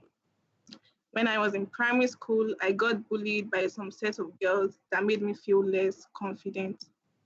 An incident happened that made me change my mindset about myself. My math teacher, who happened to be a woman, told me that I do not deserve to be in her class, and she wondered how I always came out third in class. She said this simply because I failed a math test. Things got worse when I got to high school. I was among the students with low grades in class for about 2 years, could barely stay awake when classes were ongoing, and had less friends. I didn't believe that I could do well in any of those courses I took, especially math. Words indeed have great power. Fast forward to my third year in high school, crisis ensued in the state I was in. So I and my family had to relocate. That means I changed my school. I was in a new school, but still had the same mindset I had about myself. Eventually, I dared to be brave. I dared to follow the words of my father: education will take you places, take your studies seriously. I started studying for longer hours and paid more attention to my teachers. Eventually, I made it to top 10 in my class and won awards for best in English and most determined student upon graduation. It's not always easy to change how we see ourselves, but it's possible. For a long time, I saw myself as the unintelligent girl no one wanted to associate with. I hardly forgave myself if I made a mistake because I felt I needed to be perfect to gain friends. Perfection is a myth, and I urge you all to dare to take risks, dare to stand up for what you believe, and don't settle. I watched a TED Talk by Reshma Saujani, who is the founder of Girls Who Code. And in the TED Talk, she said something that really struck me. She said, when we teach girls to be imperfect and we help them leverage it, we will build a movement of young women who are brave and who will build a better world for themselves and for each and every one of us. I'm going to use Anamila as an example. Anamila is a coder. She's an accessibility advocate, and she's a creative force. She's 12-year-old, and there's something spectacular about Anamila that I really admire. She has a disorder, but it didn't stop her from pursuing her dreams. Instead, she wants to use coding to solve the challenge of the complexity of navigating the world for people who use wheelchairs or people with limited mobility. This is just one example of thousands of girls who are daring to be brave despite all odds. Women have to encourage themselves to take more risks and stop playing safe. Society has taught us to play it safe, to not take risks, to sit pretty and be obedient and pursue only the things that we are sure we can excel at. Boys, on the other hand, are taught to be adventurous, to take risks, aim high, dream big, explore, and fall down trying. In the words of Reshma Saujani, boys are taught to be brave and girls are taught to be perfect. In an HP report, found out that men will apply for jobs if they meet only 60% of the qualifications, but women will apply for jobs if they meet 100% of the qualifications. This is proof that women need to have more faith in themselves and build their self-worth regardless of what society has made them to believe. I'm a very good example of being brave despite all odds, and I want to encourage all of you to tell the young women in your families, your friend groups, your classes, to be brave in whatever they set their minds to do in their careers, their relationships, anything at all, that they can always do it if they put their mind to it. Thank you. Any questions? Yeah, any questions in the chat? And I will forward them on to Rita. You've definitely got a lot of support. I think the MSPs in Nigeria are definitely here to support you, and that's something we definitely saw when we all hopped on a call for the MSP Nigeria Summit. There's definitely a huge amount of support within that community, and I think that's really inspirational, you know. Yeah, it's just a lot of support. Does anyone have a question that we can give to Rita?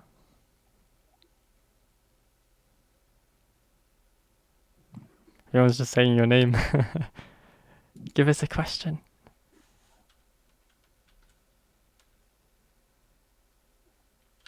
Whilst we are waiting for the question, I just want to say, Rita, thank you so much. Honestly, I don't know about others, but I am personally moved. Like, this is so emotional. It got me, like, you know, feeling like crying. Thank you so much for this session. I'm sure it's going to benefit a lot of ladies out there. Never give up. #women can. Ganesh says, which do you choose?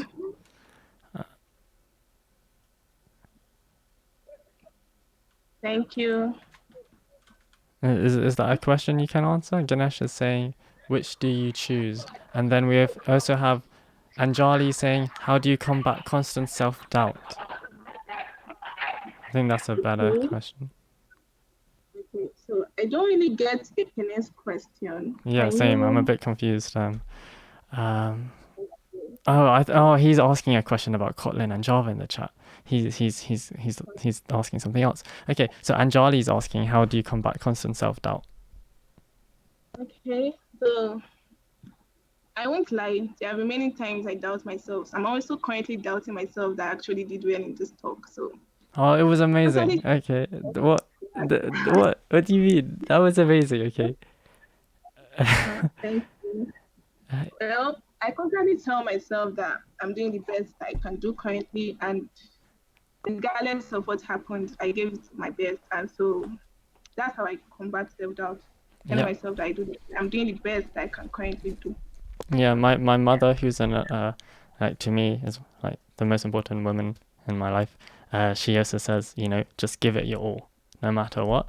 That's all you can do. Don't hate yourself, you know, for if you don't succeed. But as long as you give it your all, that's all you can do. So yeah, definitely that's good advice. We've also got Mursal, who says, how do you suggest girls remain aspirant towards technology within a completely biased society? Sorry, I didn't get that. Do you want me to repeat it? Yes. So basically, she says, how do you suggest girls remain aspirant towards technology within a completely biased society? Okay, so I was having this discussion with a friend some days ago. We're talking about how less women feel like they don't belong in tech because they see it like it's a guy's thing. It's not something that's feminine. But I try to tell women that you don't necessarily have to learn to code or learn how to. There are so many jobs in tech and so many roles, and so you just have to find the one that suits you perfectly. Could be cloud, it could be developer relations, it could be developer advocacy, anything. You don't necessarily have to code to be in tech.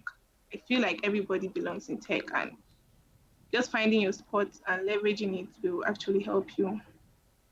Yeah, I'd also like to add, like, if you think Like the thing with the bias in society, ignore people who are being biased against you. Don't let people put you down. There's always going to be people who will, who might hate people just because of things which are, undecided by them. But just ignore them. There's loads of us who will support you, and that's what matters. Just ignore everyone else who is putting you down. Always, try to be positive. Try to, push past. Sometimes people say, success is the, sometimes people say success is the best way to achieve what you want in terms of, it doesn't matter what people think. If someone's going to be angry with your success, then that's their problem. It's not your problem. So don't let any of that bother you. I don't think I said that you were a girl, so sorry if I did. Apologies for that. And if there are any more questions, well, we all know women are doing great in. I'm just reading someone's thing from the chat. Is that a question? But I would like to ask how to. So, Nivedita says we all know women are doing great in tech, but I would like to ask how to encourage those who don't know about technology and those that don't have resources. So thank you, Nivedita, for that question. I think you're asking what of those that have no idea about what tech is, how do we get them in the loop? So I feel that's the purpose of the Microsoft Student Partners community. Our job is to get more people in the loop, more people that are not aware about technology, and just try and open their minds to the world of possibilities in tech. So that's our job as MSPs, to go to our schools, our communities, and let them know about what's going on in tech and how they can be part of it. Yes. Amazing. I think I answered. Yeah, amazing. So yeah, thank you so much. I think that's about it for the questions. A lot of support in chat. Thank you to everyone. Go follow Rita on Twitter as well. Support her. Make her, be make her proud of where she is. Make her be happy. I mean, it's amazing, and it's definitely hard to go through times of doubt, and you've pushed through. Very inspiring. Thank you. Okay, so next, do we have someone introducing our next speaker, or should I go ahead with that?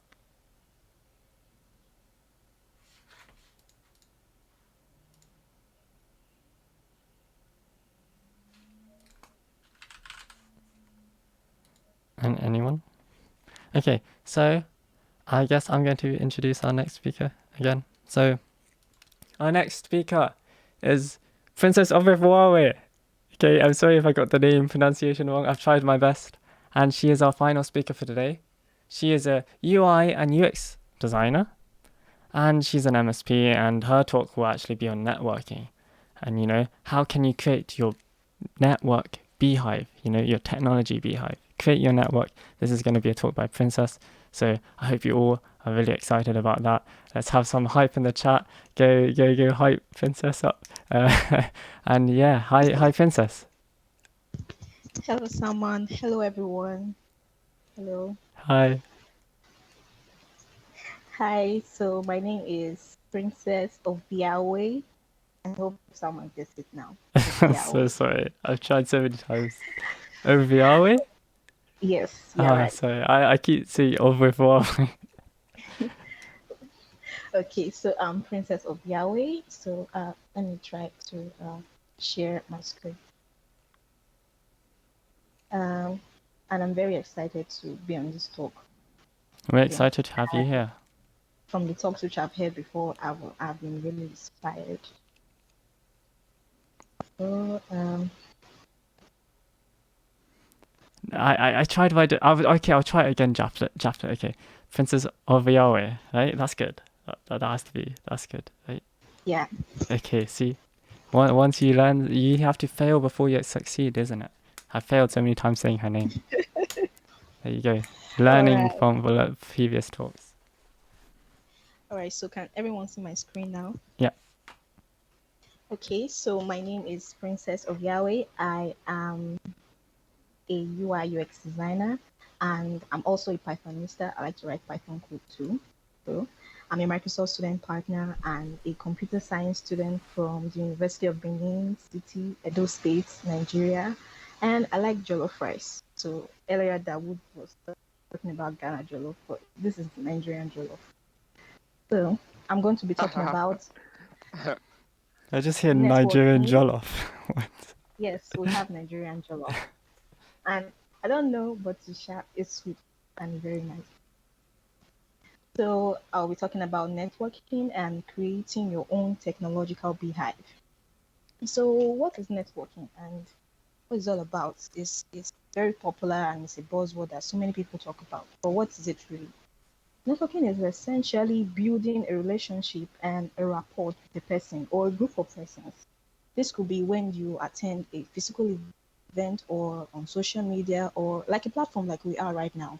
Like the way people are commenting on the comments is networking too. So how do you start creating your own technological beehive? So there are so many ways that we can go about this. One is attending tech events like the MSPInspire .NET conferences. Someone Woo. mentioned DigiGirls and local community meetups. Attending these events will make you visible and will also make you stay in the loop.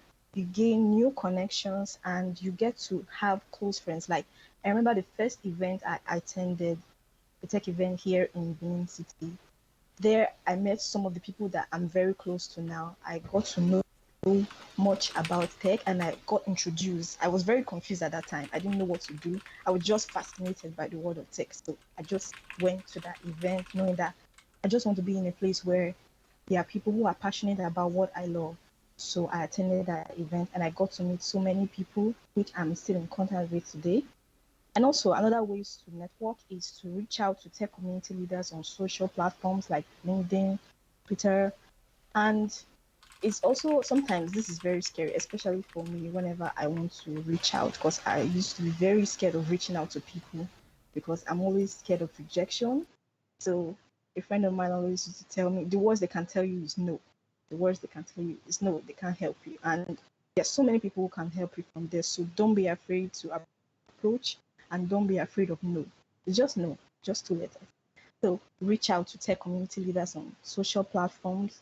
If you need something like, hey, I heard you are doing this and I'm also interested in doing this. How do I start? Please pull me through. And those things go a long way to help us. Also, another way to network and meet people is to volunteer for tech events. Volunteering is a huge part of my life. I like to volunteer. I like to go for tech events. There are some events that normally happen here in Benin City, tech events, but they are paid. Or is it that they are paid or they have a very limited slot for people who they want to attend. And the way to get in quickly is to volunteer. So most of the time, I just volunteer to go so that I can listen to the people. Sometimes I did not even have the funds to pay for such events, but by volunteering, I was able to go there free of charge because I was helping out too. So you offer to help with whatever they want you to. Sometimes it could be a registration, sometimes it could be handing out gifts and swag, sometimes it could be handing out refreshments and all. But volunteering will make you it will make you be involved in everything that they do. You get to know how to organize an event. You get to know how the whole buzz and the whole thing goes. So networking also comes into play when you volunteer. When you volunteer, you get to be visible, you get to meet so many people. So there are lots of benefits while you network. So you meet, like I said earlier, you meet new contacts, you get new connections. Just like on this call, I've got to meet several people who I've not met before, who are not even in the same continent as I am. And those connections could end up being close friends of yours, just like I said earlier. Like the people I met in my earlier days when I first went for my first tech event, those are the people that I'm very close to now. And also you gain visibility in the tech community. You get to know people and people also get to know you. For example, you go for an MSP event and introduce yourself as a data scientist, and somebody else introduces themselves as a Python developer, you two could get to work together, you just build connections from there, and those people could link you up with opportunities, like something could just come up and they're like, yes, I met this person at so event, so I feel she should be able to do this. I feel he should be able to do that, and stuff like that. So when we go for tech communities, when we reach out on social media, when we engage in all these tech communities, we get to gain visibility. Also, we also get to stay current. The tech ecosystem is ever evolving. Like there's always something new coming out every day, and going for these tech events will make you know more about these things. You get to stay in the loop. You get to know more about all these things. You get to know everything that is coming out. Sometimes you don't have the time to go through every new technology that is coming out. But when you go for this event and people talk about so many things, you get to know, oh, this just came out. Oh, this just came out too. Also, you also get to boost your confidence and your morale. Yeah. So for people who are shy to talk out in public, when you go for tech events regularly, when you reach out to people regularly, you just find out that that shyness is gone, and you are able to talk and walk up to anyone and say, hi, my name is so, I do this. What do you do? You get to boost your confidence, you get to know more about people, and yeah, that could even be your springboard, because people they might not even be interested in your skill, they can just be interested in your personality. This person is very in tune. I like her vibe. I think she'll be good for such roles. So that's how we get opportunities too. And also, I like to say, don't be a one-woman squad. We have to step out and network, because your network is your net worth. Because when you have this group of people, I don't know, people are like currency. The more you have them, the more you are bold and you can spend. Yes, they're like currency. So when you have so much people in your network, these people can be a very intricate part of your career. They help you grow. When you are feeling down, they put your morale up. When you are stuck in a problem, you have been debugging for days, you just reach out and you get immediate help. When you feel like quitting, these are the people who will drag you up. So, and this will happen if you didn't network with them, if you didn't meet with them. So don't be a one-woman squad. Step out. Don't stay in a room all day and code and code and code. Go out, network. And also, one thing about tech events is that, especially in Nigeria, there's food. And if you're somebody that loves to eat, most of the times I go for tech events to eat. So there's always food, and there's always swags, and there's always so many things to catch your attention. So go out, even if it's not to network. Most times it's just to enjoy being with people. To go out, network. Don't be a one-woman squad. Step out, because, like I said, your network is your net worth. Okay. Yeah. So thank you. Thank you very much. Any questions?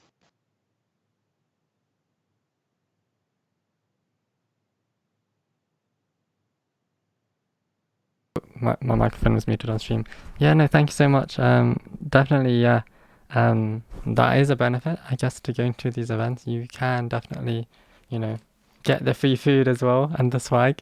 But definitely, I think the most important thing is, building your connections, meeting amazing people. Exactly. Sometimes you, Exactly. when you're in an industry for so long, and especially one company, you might start to only see it from their perspectives. And that's completely fine to stay within one company. And I think, if I were to choose, I would probably, always stay in Microsoft. But, you also want to learn what the competitors are doing so that you can improve your own product. So you do that through going to events. Yeah. You do that from going to all these different things. Don't feel bad about, looking into what others are doing, because that's how you improve. That you have different companies, you have Slack, you have Teams, what is Slack doing better that Teams can implement, Princess. and then you just improve your own product. And but yeah, Teams is better. Yeah. Teams is better. Just use Teams. COVID-19, they're supporting with the free licenses. If there's any educators out there, definitely get on board with that. If you're in a school, you get the Office 365 license anyway. But if you're an organization, you get 6 months of Teams. So yeah, I'm promoting teams now. But yeah, that was really good. Yeah, very very nice. Like the quotes, everything. Yeah. Truly inspirational. I think Dawood wants to interject here. Yeah, if I'm clear, just confirm for me. I have microphone issues sometimes. I bet I won't say Microsoft. Okay, yeah. So just to add up, what Princess said is really true. You need to step out sometimes, and that's one of my encouragement for women in particular because it takes a lot to stay indoors, right? So if you have the chance, just try your best. Look for the tech events around you and then put it on your schedule. At least attend one or two within the month, and then get to socialize with a lot of people because the network you build. I see someone say it's your network, so you should just try your best and then socialize with others. Salman, I think we have to run to our next session. Thank you so much, Princess. This was such an amazing takeaway for everyone. Thank you. Thank you. Thank you. And before you go, you talk. Please be careful. You gonna jump. Come on, I think you should introduce us speakers. Thank you. Yeah, sorry, Dawood, you were quite laggy there. I think I heard Jollof or something. But yeah. Yeah, but just continue with our next panelist. Yeah. Okay. Discussion. So our next part. I was like, introduce them. Yeah, we are sort of on time. I think we're on time. Maybe. Yeah, we are. We're on time. So maybe 2 minutes behind, but that's to be expected.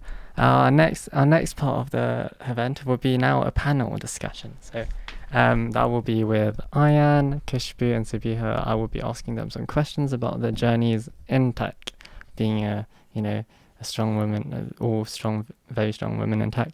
So yeah, that's gonna be that. So yeah, is everyone there? Hi Khushboo, hi Sabiha, hi Ayan. Yes, absolutely. Awesome. So I will get the questions up. So does everyone wanna hit that like button, hit the subscribe button, check out Khushboo, check out Sabiha, check out Dawood, check out everyone here. Our links are in the chat as well. Sorry, I'm just bringing the questions up on my laptop because I'm streaming Teams. So would you all like to give a brief introduction because not everyone here actually introduced themselves. Sure. So I would like to go first. So hi everyone, it's so good to be here. I'm Khushboo Verma. I'm a Gold Microsoft Student Partner from India, and I'm also an incoming software developer intern at Microsoft. And that's it. Awesome. You can just know more about me from my social media handles on LinkedIn and Twitter. I would love to connect with you all. Awesome. Sabiha? Thank you, Khushboo.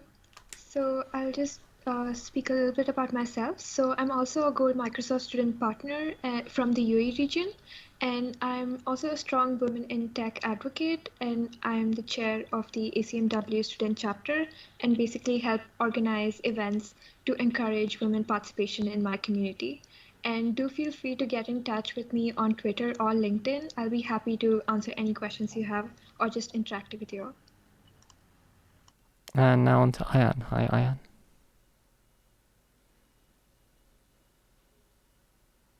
Ayan? Yeah, I don't think Ayan's here.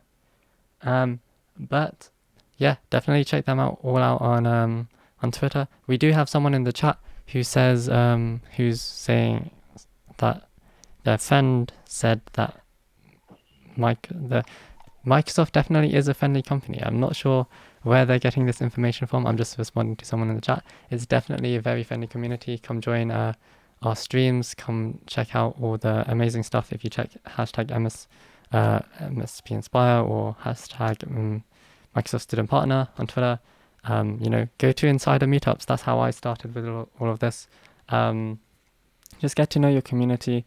Don't make judgments before actually experiencing it yourself is what I would suggest. You know, if someone tells you something bad about someone, never take that to be 100% until you make your own judgment for yourself. So yeah, we're gonna move on to the questions. I hope everyone's ready. Is Ayan here yet, or I guess not. Okay, so Yeah. who would like who Where is Ayan? No, I mean, is Ayan with us? Because she It's was. okay. It's okay. I see she's It's in the okay. call. We can move on if she's not here. Okay. So as I'm gonna start off with Khushboo. So Khushboo, as you mentioned, you're also an incoming software engineer intern at Microsoft. That is a very great achievement, and I'm sure that many people here would also be interested in how you went about the process. Would you like to share your journey? Hey, thank you so much for the question, Salman. It's my privilege to be selected for this internship at Microsoft. It has always been my dream company. So before getting an offer from Microsoft, I was a part of a program by Microsoft, which was Microsoft ODS. So all the women in the chat should check that out because it's a wonderful opportunity for undergraduate women to network and get in touch with Microsoft developers. So throughout that program, I got in touch with many Microsoft software developers and I got amazing mentors there and they helped me with all my doubts. So we used to get coding assignments and then I used to practice a lot of data structures and algorithms. So my advice to anyone who is looking for a software development internship at Microsoft is to make sure that you have a very good hold over the basics of data structures and algorithms in any of your favorite language and that you practice coding skills and that you practice a lot of questions on different platforms like LeetCode and Intuit. And if you have any other questions about the internship process, feel free to reach out to me anytime. Awesome. Thank you so much, Khushboo, for that. That's very, very kind of you to offer the willingness to be, reached out to on social media. And now I'm going to move on and ask Sabiha. So, Sabiha, you have been part of a few entrepreneurship programs. For example, the NYU Abu Dhabi Entrepreneurship Startup Program and the Volkswagen Entrepreneurship Program. Do you have any advice for those who are interested in getting started as well? Thank you, Salman, for the question.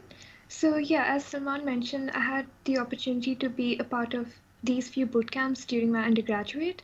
So these are all great opportunities if you want to bring an idea that you have to life. So for example, the NYU Abu Dhabi Startup Bootcamp was basically an 8-week long mentorship program where participants all across the UAE were allowed to interact and learn from local experts. So these experts talked about the current scenario in the UAE and how you would go about starting a business. And the program tackled various different aspects it had a user interaction section whereas like you could conduct interviews with current experts as well as your general population and they also helped you a lot in building your final product as well as pivoting at different points with your idea.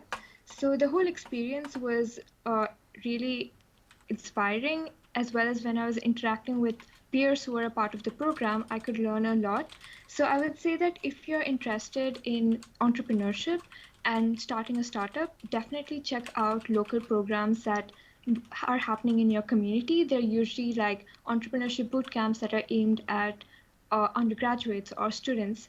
And also do check out the Imagine Cup competition, and they have a recent like a subdivision of the competition for junior students. So do check that out as well. You will get mentorship if you reach the regional finals level. So yeah, so do feel free to let me know if you have any questions. Awesome. Thank you very much. Thank you very much, Sabiha. And definitely very kind of you as well. Yeah, I think we have Ayan joined. Hello, Ayan? And as mute, Ayan. I hope your mic is not muted again, though.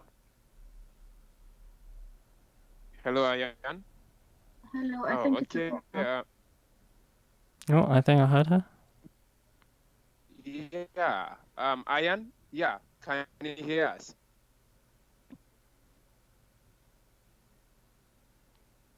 Okay, Salman, I think when it Okay, Yeah, I think so let's just continue. David, you're cutting out as well a bit. But yeah, if Ayan's mic comes, do just feel free to just interrupt, and then we'll proceed with that. So Khushboo, you've also been a lot of technical communities. What role do you think this has, provisioned throughout your path? Yes, Salman. So I have been a part of various technical communities.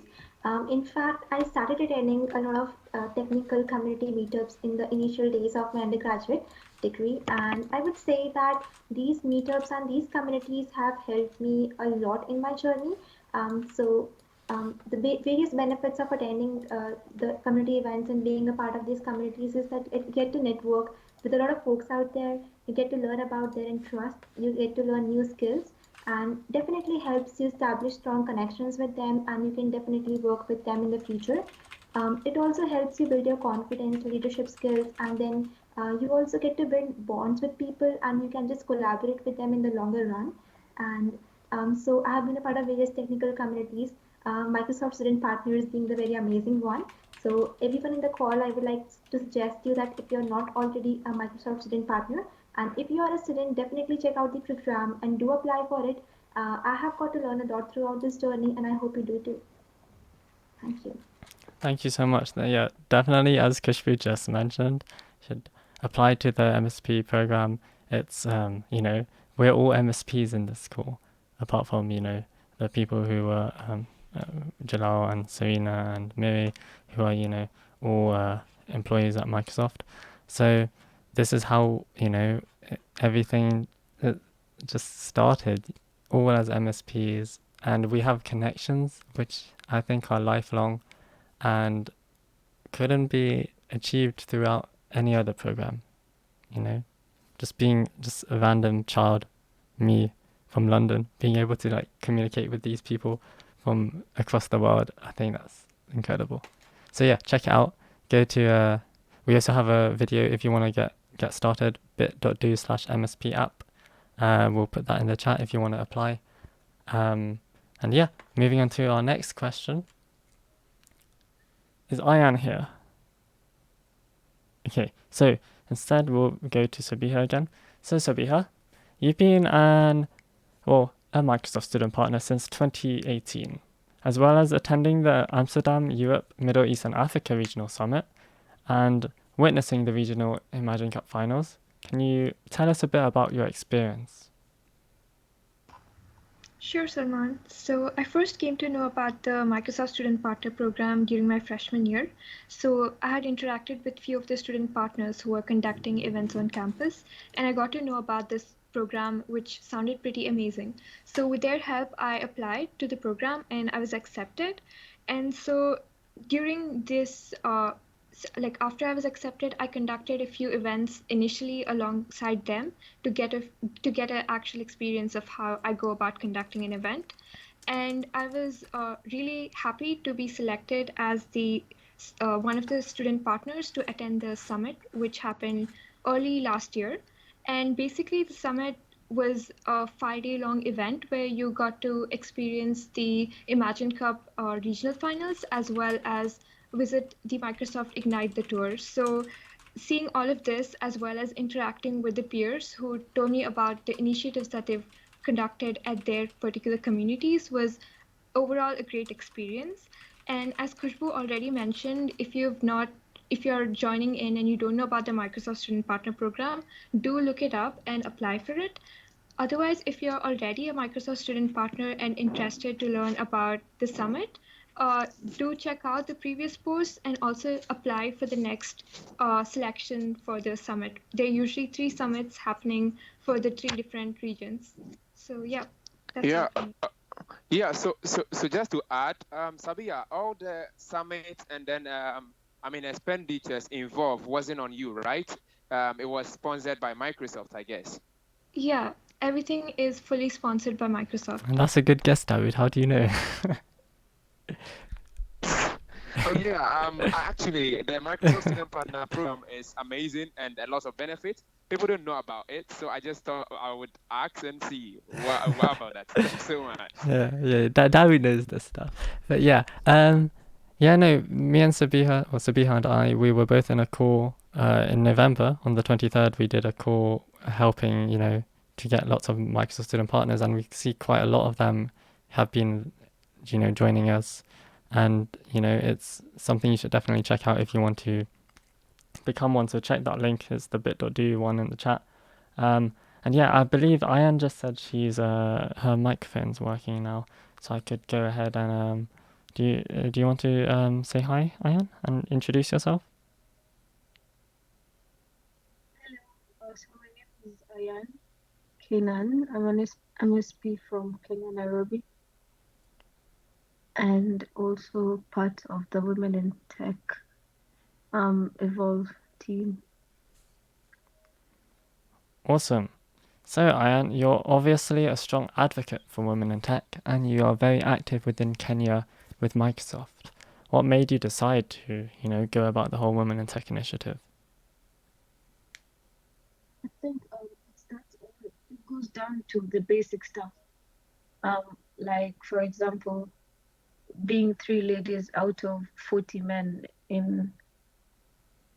being 3 ladies only in my class, and there are 40 guys. So that was the beginning of it. Then another factor is the fact that in every group discussion, we were always told to do the front end, and it was just crazy, and I was getting so pissed, and I was getting so agitated. So I was like, okay, then why don't I do the back end? And they'd be like, oh yeah, let's let the men do the back end. So I think those were the triggering factors that actually made me be so much interested in empowering women out there, and also giving them the hope that it's okay to do the back end. Yeah, definitely. Being able, I very much disagree with the whole idea that they were making you do the front end all the time. That's very rude of them. Yeah, but I'm happy you made the whole. And actually, just to add, that was an important lesson over there. I work with that very much as well. Because you can see Ayan went through a pain, right? And then because of the pains, she put it into action to empower more people. So definitely, when you have some pains, right, you convert it to the right channel and impact and inspire a lot of people across the globe. Thank you. I actually learned that from Ayan. Cool. I do have one final question as well for Ayan, if that's okay. So Ayan, if you would like to tell us, one second. I think there might be a bit of lag right now. Can everyone hear me? Am I lagging? Yeah, no. You are clear. I can hear you. Oh, okay. I can't hear Ayan. Okay.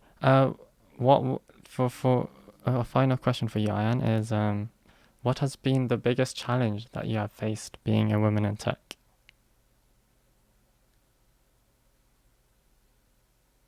Yeah, am I actually lagging? I'm so confused. I think the biggest challenge is to get women to believe in themselves, in the sense of probably I could say that us as ladies, we've been comfortable doing front end, and getting ladies to be inspired and to take up the technical work within the IT sector has been a challenge. It's been a challenge because there was one time Microsoft actually called for recruitment interviews, and out of everybody that came, there was only one lady,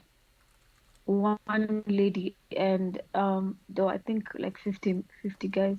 So those are one of the challenges we're having right now, is to encourage women to take up professional technical work within the industry, that is.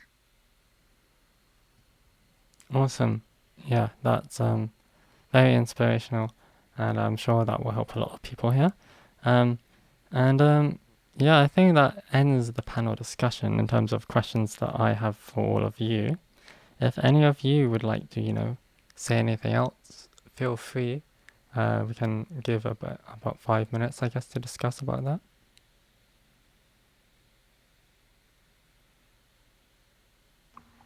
I think we are good to go. It's so good to see everyone joining us today on the occasion of International Women's Day. It's so empowering to hear to all the amazing speakers. Thank you for everyone for joining, and we can, I think, move on to the Kahoot now. Yeah, so I will load up the Kahoot. Sabiha will be helping me with the questions today. So if you've never played Kahoot, get ready. We're going to play the MSPInspire trailer whilst I set up the Kahoot for all of you to join. So get ready for the cool MSPInspire trailer video that will come in a second.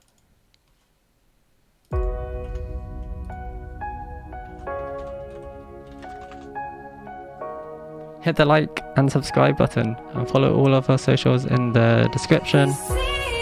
Check out all the amazing speakers.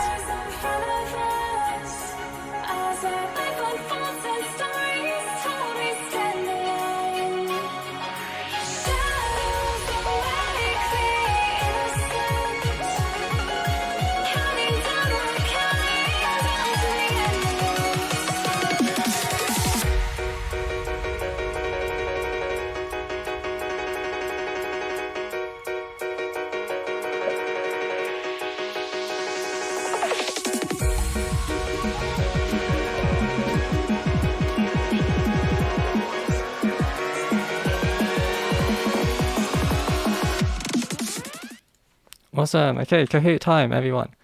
Okay, so if you've never played Kahoot, Kahoot is a game where you basically have multiple choice questions on the screen.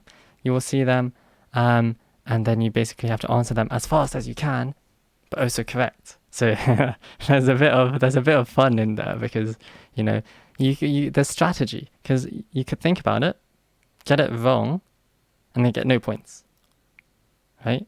You could not think about it, get it wrong, get no points. Could think about it, get it right, but take a bit of time, but you get less points than the person who answers it faster than you. So you always want to consider how you want to go about these things. We've got Vijaya Gigabyte joining. We've got more people. So join using www.kahoot.it, and I suggest you stay in the stream so that you can look at the screen. I mean, you have to. I also suggest subscribing so that we do more of this stuff. We're all here for free, and we love the support that you all give us. So if you want us to do more, hit the subscribe button and like button. Also, okay, so join on your mobile phone or another device, or just split your screen so that you can see the screen as well as see your Kahoot window. Okay, we got Vijaya Gigabyte in here. We've got Ganesh. We've got Jollof Rice, we've got I Love Vita, we've got Charming Ferret 83, I'm expecting a lot of you to join, okay? This is the most fun part of the stream, okay? Actually, there's no most fun part. Every part of the stream is fun, but this is a very fun part of the stream as well. Spread the stream with other people, get them to join just for the Kahoot. This is based on knowledge on Microsoft as well. There'll be a bit of, historical stuff in there, so if you know your stuff, then it'll be fun. Is anyone else here? Am I the only one speaking? Sabiha, are you here? Do you want to also speak about the Kahoot? Anyone else? Anyone? I think I'm the only one. So don't worry, I will be here with you, everyone. Just join the Kahoot, Kahoot.it with the app. Let me check what's going on with the teams. Everyone's muted. Hello, everyone. I don't bite. What's going on? Let's wait for 2 minutes. Indeed, yes. Let's wait. Get people to join. Just send people the Kahoot and give them the pin. Salman, I was actually in the stream. I mean, I was on YouTube, and I heard you say no one is there. We are all with you. We are on YouTube. We are watching you. Yeah, Come but I also on. want to talk to people. This is about, there's a lot of social distancing going on, and I also want to, talk to people. I know I'm in a room all by myself, but sometimes it's nice to actually be in a virtual room with other people. So we're getting people joining. We've got Anjali, we've got Potterhead, we've got Adinka, we've got Anjali, I said that already. We've got Jaflet, we've got Sabiha. Sabiha, are you playing this? No, I think it's someone else who used my name. Okay. We got, maybe there's another Sabiha. Must be. But it's not Sabiha. I mean, it's spelled differently. It's like Sahiba. Sahiba. Okay. Yeah. And we've got, so someone put the name as coronavirus. It's, I'm not going to say anything about that, but it's, coronavirus is one word. Balanced Turtle 67. We've got Vita again. Didn't we have, we have I Love Vito. And we have I Love Pablo. We've got AK. Is that Accuse? Hey, Hertzy, join. Okay, Hertzy, last time I know you didn't join. Hertzy, I want you in this. I want you to give it your all. And, you're not late for the Kahoot. So don't worry. And all of this is available on YouTube. So if you missed Miri's amazing talk, if you missed, Jalal's amazing talk, Serena's amazing talk, Rita's amazing talk, Shubhangi's amazing talk, or Princess's amazing talk, or the panel discussion between Sabiha, Ayan, and Khushboo and myself, or any inputs from Dawood along the call, you can listen to that as many times as you want. And if you missed the trailer, don't worry, you can see the trailer on my YouTube channel as well. youtube.com/SalmanMPC. I just self-advertised. Yeah, that's actually better. But I don't know, Rita, Princess, Khushboo, can you guys see the screen? I mean, we can see it here on YouTube, right? Oh, right. Yeah, put it up. Yes, should I do that? But okay, can someone go and test the stream delay for me? If you're having stream delay, just make sure you refresh the page. Pardon? We can see the Kahoot. We can't see the video. So I'm gonna. You can see the video on YouTube or here. I mean on Teams. I'll share it in Teams as well. Okay, cool. We got more people joining. Share it on. Someone share this on WhatsApp. This is fun. Share it on Teams. Also follow us all on social media. If you do wanna. So let's. Hello. Okay, so yeah. So let's get it going soon. I think a lot of people have joined for. We have. Let's get the game going. What is soon. this? What is this? Do I need to ban you? I'm joking. What? Salmon's hair? What? What? Okay. Thank you, I guess. I don't know what that means. I'm gonna take it in the positive way. Take everything with a positive spin. Khushboo Verma has joined. I don't think Khushboo's seen the question, so I think it's okay. We'll allow that. It's not me. I think somebody has used my name too.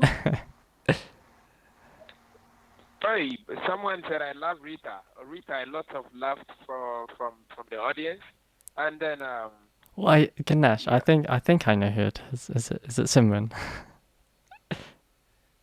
I love you too.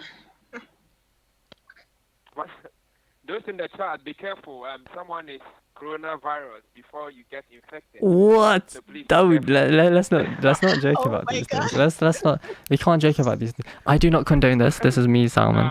I do not condone this. This is not me. I mean, someone actually just use that. I do not approve. I do not approve. Virtually, you can't get coronavirus on YouTube. I'm just kidding. Sorry about that. So I do hope everyone accepts Dawood's apologies. Again, yeah. do try social distance. We're trying to make this a online event, as always. We do these weekly, so subscribe if you want us to do more. Okay, we got 27 people. We got anyone else trying to join? We're gonna give it 10 seconds. Oh, we got another person. We're gonna give it 15 seconds. 15, 14, 13, I forgot how to count. 12, 11, 10, 9, 8, So are we 7, getting to 30? Are we dropping 6, off? 30. We just need a number 30. 5, 4, 30. Come on. 3, Oh no. 2, Okay. 1, Someone 9 out is of the 10, music playing at the background? 8 out of 10, 7 tenths. Playing. I'll play it. Don't worry, David. Let me get volume mixer. I clicked the wrong button. Okay, so we have only 29. That's fun. Okay, we have 31. We have 32. That's so amazing. Oh yeah, my days. We gotta get a lot of people on this. Okay, That's okay. so I the think music's we can gonna start now, right? Cool. Okay, I'm turning down the music. And check out Microsoft as well on Twitter and everything they do. They're amazing, and none of this would be possible without them. Okay. Yeah, okay, we're gonna. And thanks to Pablo for joining us today. It's really inspiring. MSPInspire is heavily inspired by, whatever Pablo says. So thanks so much for joining us. Awesome. Okay, so we're gonna get started. Again, I'll just re-explain the rules before we get started. So you're going to be seeing questions on this screen. Okay, at the beginning there will be some questions on the screen. Hertzy, why can't you join? Go on Kahoot.it, put this pin in, that should work. Okay, so again, we're going to reiterate how this works. You're going to see questions on the stream, and then whatever device you've basically put this pin into, you're going to basically, after the question disappears, you're going to have options appear on the screen, and you have to match those with the buttons on your device. So do that as fast as you can, but also make sure it's accurate. Okay? So we're going to get started right now. Good luck, have fun, and it's all about learning, growth mindset, Satya Nadella. Yeah, let's go. Good luck. Oh, the thing didn't fit. Okay, I'm going to say the thing as well. Or, what does MSP stand for? So does it stand for Microsoft Super Program, Microsoft Student Program, Microsoft Student Program with the lowercase s, or Microsoft Student Partners? And Sabiha, feel free to say the questions as well.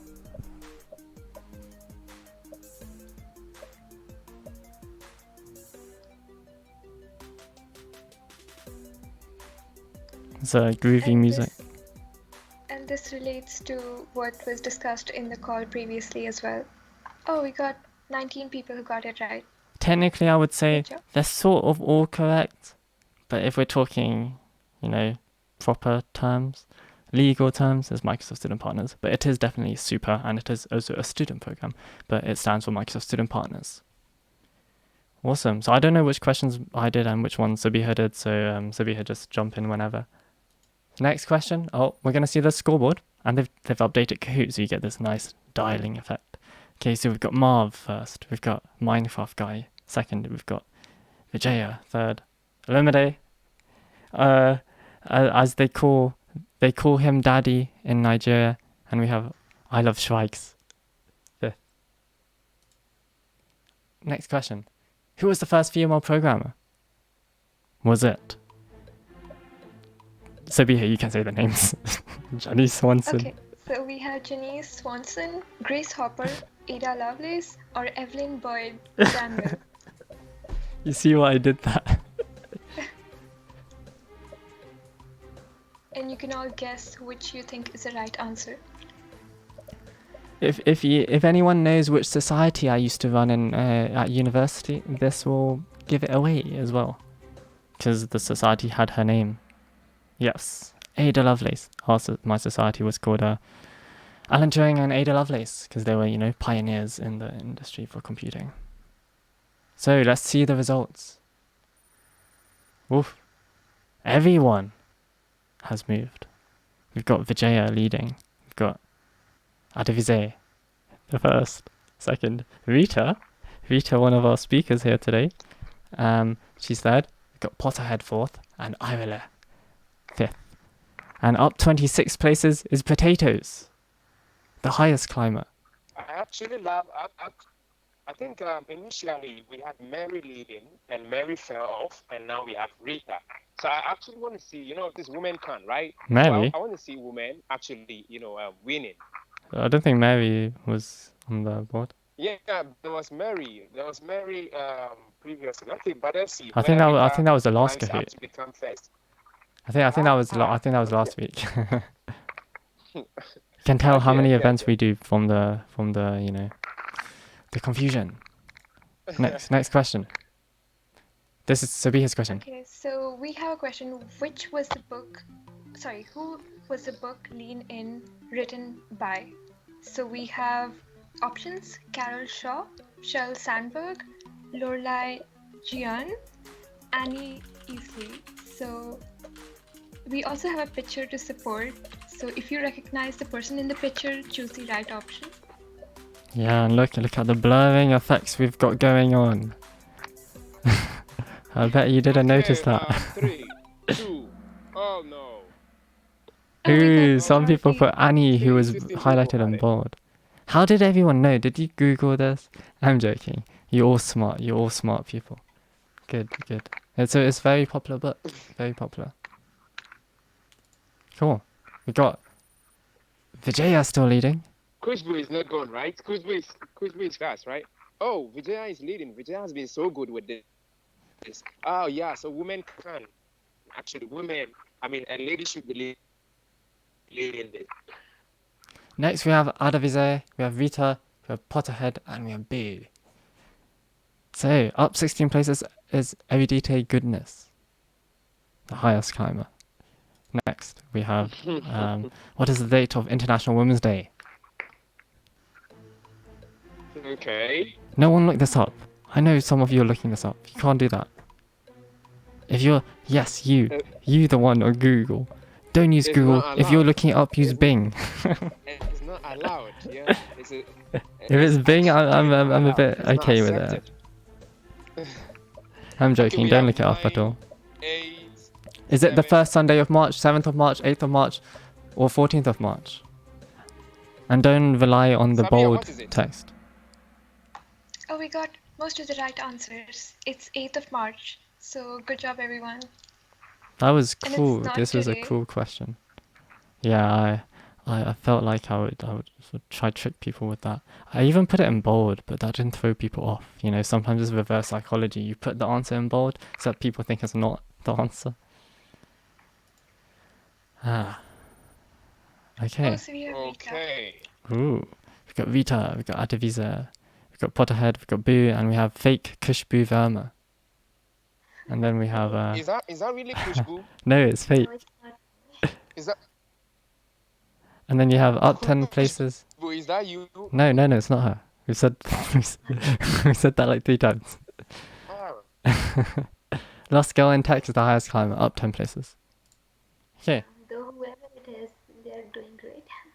Indeed. One of the world's largest gathering. Oh, this is Sopia's question. So, which was one of the largest gathering of women in computing, co-founded by someone commonly known as Amazing Grace? So we have 4 options. We have the Grace Hopper Conference with 1 P in it. We have Tapia Conference, TanaCon, and Grace Hopper Conference. So make sure you choose the right answer with the spelling as well, because we have 2 options to kind of throw you off. Yeah, does anyone know what TanaCon is? Sabiha, can you whisper that into my ear? Yes, I mean the correct answer. Wait, what? What? Yeah, what are you doing, though? Whisper into my ears. This is so weird. I'm so confused. What's going on? Sabiha, it's okay. It's okay. I don't know what that was doing. Yeah, is it Grace Hopper Conference? There you go. Oh, that's great job. So just adding to this, the Grace Hopper Conference also accepts scholarships from women around the world. So I think this year's scholarship is currently still open. from a few other organizations. Like they have Facebook as well as I think Yelp also has like their set of scholarships to attend this conference.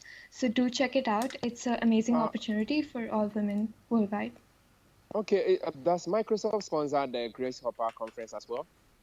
Oh, yes, it does. Yeah. Microsoft, a lot of good stuff, right? No one posted it in WhatsApp. I had, they're missing out on the Kahoot. Now they're joining now. Okay, don't worry. Sorry. No problem. We got Adavisa now first. We got Boo. We got Sahiba, and we have Khushboo, Verma, and Rita. Is this a real Rita, or is this a fake Rita? When I say a fake Rita, I mean the Rita from the call. So we've got two potential fake people in the leaderboard. Oh, I didn't read out. Okay, which woman? This will be his question again. Which woman was the lead of the software engineer on Project Apollo? So we have different options. So we have Saber Noel, we have Margaret Hamilton, Ada Lovelace, and Margaret Thatcher. So we also have an accompanying picture for you. It might give you some clues. Yes, and this was the picture was chosen. I really like this picture because it's about the man on the moon, right? But it's also showing that women played a huge part in that. Not everyone knows that, you know. So, a lot of people. This was a harder question. So it's Saber Novel, not Saber Novel, not Ada Lovelace, not Margaret Thatcher. It was Margaret Hamilton. Some people might think it's a relative of Lewis Hamilton. Okay. So next question. Yeah, it's fun to learn. We are all learning. That's the amazing part of this whole thing. Yes. One day, Dawood, you should make the Kahoots so that me and Sabiha can play them. We can. I want to play Kahoot. Okay, we can play with Brian on Sunday. Everyone should join us play with Brian on Sunday. The PM from Power Apps. He's the one who did the talk last week. Join us with Brian on Sundays, 7 p.m. GMT. We can post about it to all of you. Okay, we got Adavisa the first, and we got Boo second. We got Sahiba third. We got I Love Schweigs, and we have Khushboo Verma, the fake one, in fifth. And then we have Adayinka, up 5 places. She is the highest. He or she, or non-binary gender, is the highest climber. I have to be careful with that. You never know in this age. So, Be What's Next was the slogan for which company? Sabiha did come up with this. Actually, we combined our brains for this question. So was it Apple? Was it Progate? Was it ARM? Or was it Microsoft? The slogan.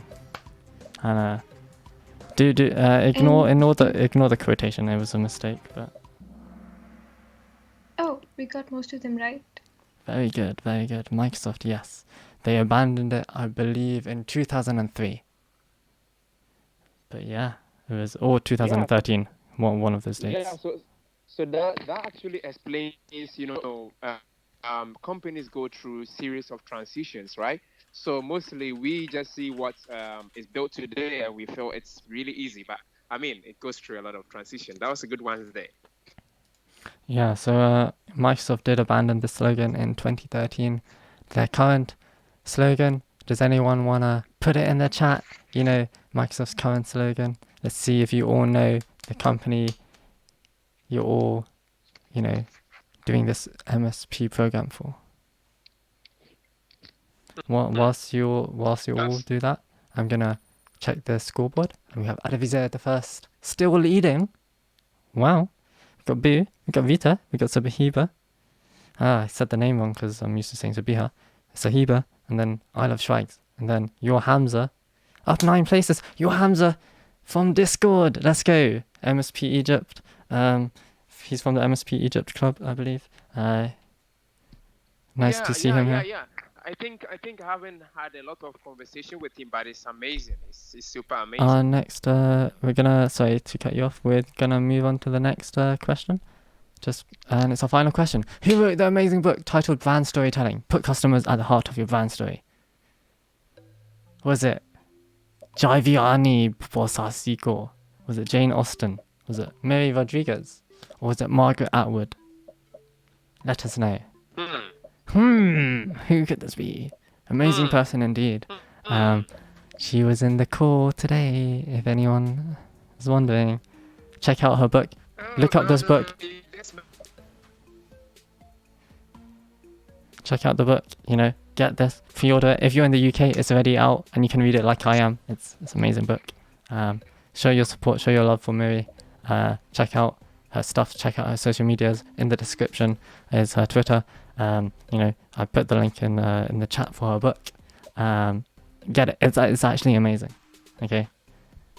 If I could promote it for a job, I probably would. But yeah, 3 seconds, 2 seconds, 1 second. We've got 29 answers. Let's see. Hey, yay! We got 20 of you getting the correct answer. It is indeed Miri Rodriguez. She was speaking today at the beginning. So if you did miss her talk, then go back and watch that for sure. Amazing. And there's some other people here which didn't like the book. You do have some authors here. So Jaiviani Bosasiko, Jane Austen, Margaret Atwood. I believe they're all also authors. Okay, and that was it. Here's our podium. Who got third? We've got Rita. Yeah. Second, we've got Boo. Awesome. And first, who is the winner? Adivisa the first. Wow, very smart, very smart.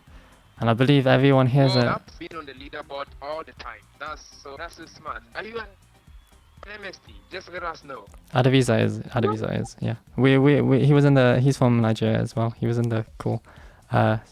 We had a call with him as well. So yeah, that was pretty fun, everyone. I hope you all enjoyed that stream. Big thanks, huge thanks to everyone here today. To Dawood, Sabiha, Ayan, Khushboo, everyone, all the speakers, it's too much to say, Jalal, Serena, we had Miri, the amazing head of global internships at Microsoft. We also had, Shubhangi, we got Princess, and we have Rita.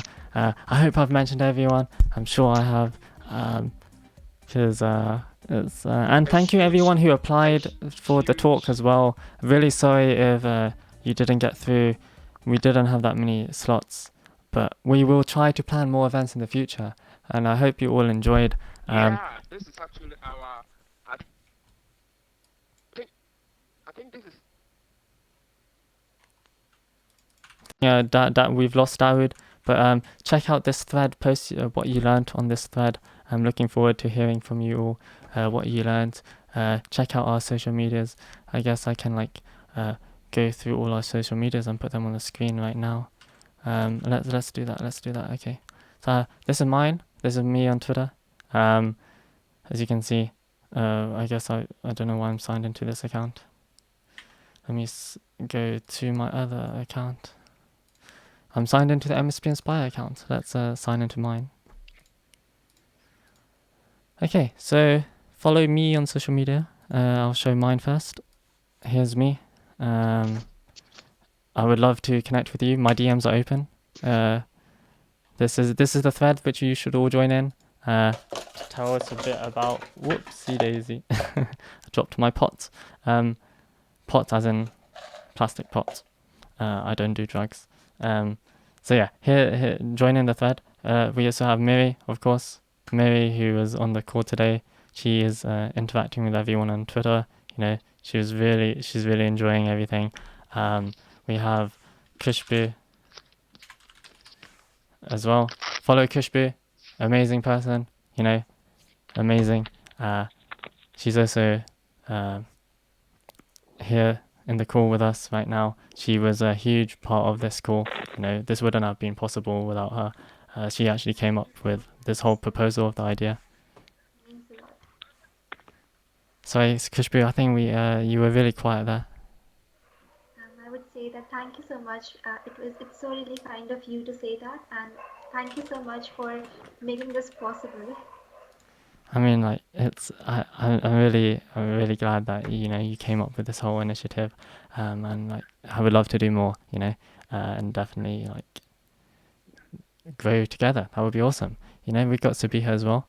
Follow Sabiha. This is a lot of you might know everyone here from the Amsterdam Summit. You got your program manager Pablo in this picture. Oh wait, Pablo, I don't think is in this picture, is he? I think he took. Oh no, there he is. And then we got Dawood. So Dawood Idris, and you know, follow him. Amazing person as well. Incredible. You know, he's done a lot, and I don't think any of this MSPInspire stuff would be possible without him. Here's MSPInspire. Don't forget Ayan as well. I will show Ayan's. So Ayan. So here's Ayan. Go check out Ayan as well. Like huge part of this Women in Tech initiative. And then yeah, MSPInspire. People. Here you go. You got the Women in Tech Society as well for MSPInspire. And then yeah. So yeah, don't forget to tune into the tweet. Tune into the tweet. And yeah, Sundar Veshwar. Sundar Veshwar. Do we have? Can someone post his Twitter? I'm not sure if he has Twitter. Does he? Yeah, his handle is not really accessible, but we would make sure to tweet about his handle. Yeah. But thanks to him for putting in, you know, all the design work and a lot of work went into it. And then for Salman and everyone, you guys are just so amazing.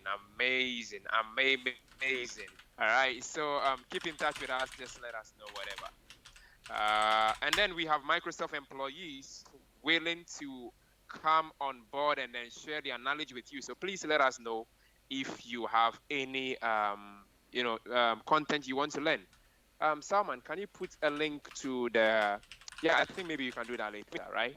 Just put a link to the submission of content so that they can submit their content. Oh yeah, I should probably say that. Thanks a lot. We are doing a lot more talks with Microsoft employees as well. If you want them to talk about a specific topic, just we will give you a link for that. It's mstalks.mspinspire.com. So http://mstalks.mspinspire.com. That's it from all of us. Join the thread. Just put everything you've learned from the session. Tweet us. Let us know what you want us to do next. We're back next week again with another talk on Saturday. We won't tell you what that is, but you know, look forward to it. And what keyboard is it? It's a QPad MK85, which I've had since 2012. You know, good investment. Mm-hmm. It has been through a lot. Water, everything. Thanks. But you know, just keep it clean and it works. I think Salman, a lot of people enjoy the trailer. Maybe you should play the trailer for them. Thanks to Jalal and then Mary and Serena and everyone who joined, Princess, Rita, Gupta, all the people who joined. Thanks so much. Salman, maybe you should play the trailer. And that trailer was done by Salman. He didn't believe people were going to like it, but they actually like it. So you should play it. Yeah, I'm liking all your tweets as well that you're tagging me in. So I'm really, really happy that you all enjoyed it. This is one of the most amazing things, I feel like, the community, and there's something I will never forget. Don't forget, check out Miri's book, buy this book, pre-order it. It's so good. I've somehow got it early because UK has it early. I was super confused because they kept the date kept being published as 31st, but it's out already. I was like, wait, what? And thanks to our amazing audience who joined. Olumide, I saw a lot of names. I mean, I can't mention all, but thanks to you guys, and thanks so much for joining. We hope you took away a lot of inspiration from this session. Remember to tweet about your experience, #WomenCan, #MSPInspire. Yes, thank you very much. Last thing, subscribe, like the stream if you want us to do more. You know, we hope to do more, and you know, with your support, we will hopefully do that. You know. Yeah, don't forget to do that. You know, this has been one of the most amazing journeys for me, you know, working with all these amazing people, and I hope to work with all of you as well. I'll try to bring as much as I can to the table as well. Even whilst doing the Microsoft internship, I hope to help contribute here as well. So yeah, it's always gonna be a key part of my life that I won't forget. So yeah, thank you everyone.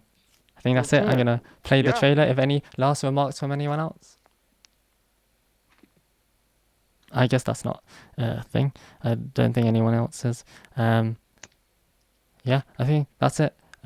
If you also, one last thing, if you want to check out our YouTubes as well, just click our names, go to channel, click the 3 dots. We all have YouTube channels. So yeah, that's it. Reach out to us on Twitter, everything. And trailer time. Bye-bye, everyone. Thank you so much. Subscribe. Bye. Thank you so much, everyone, for tuning in today. Yeah. Goodbye, everyone. Bye, everyone. Bye. Goodbye, Sabiha.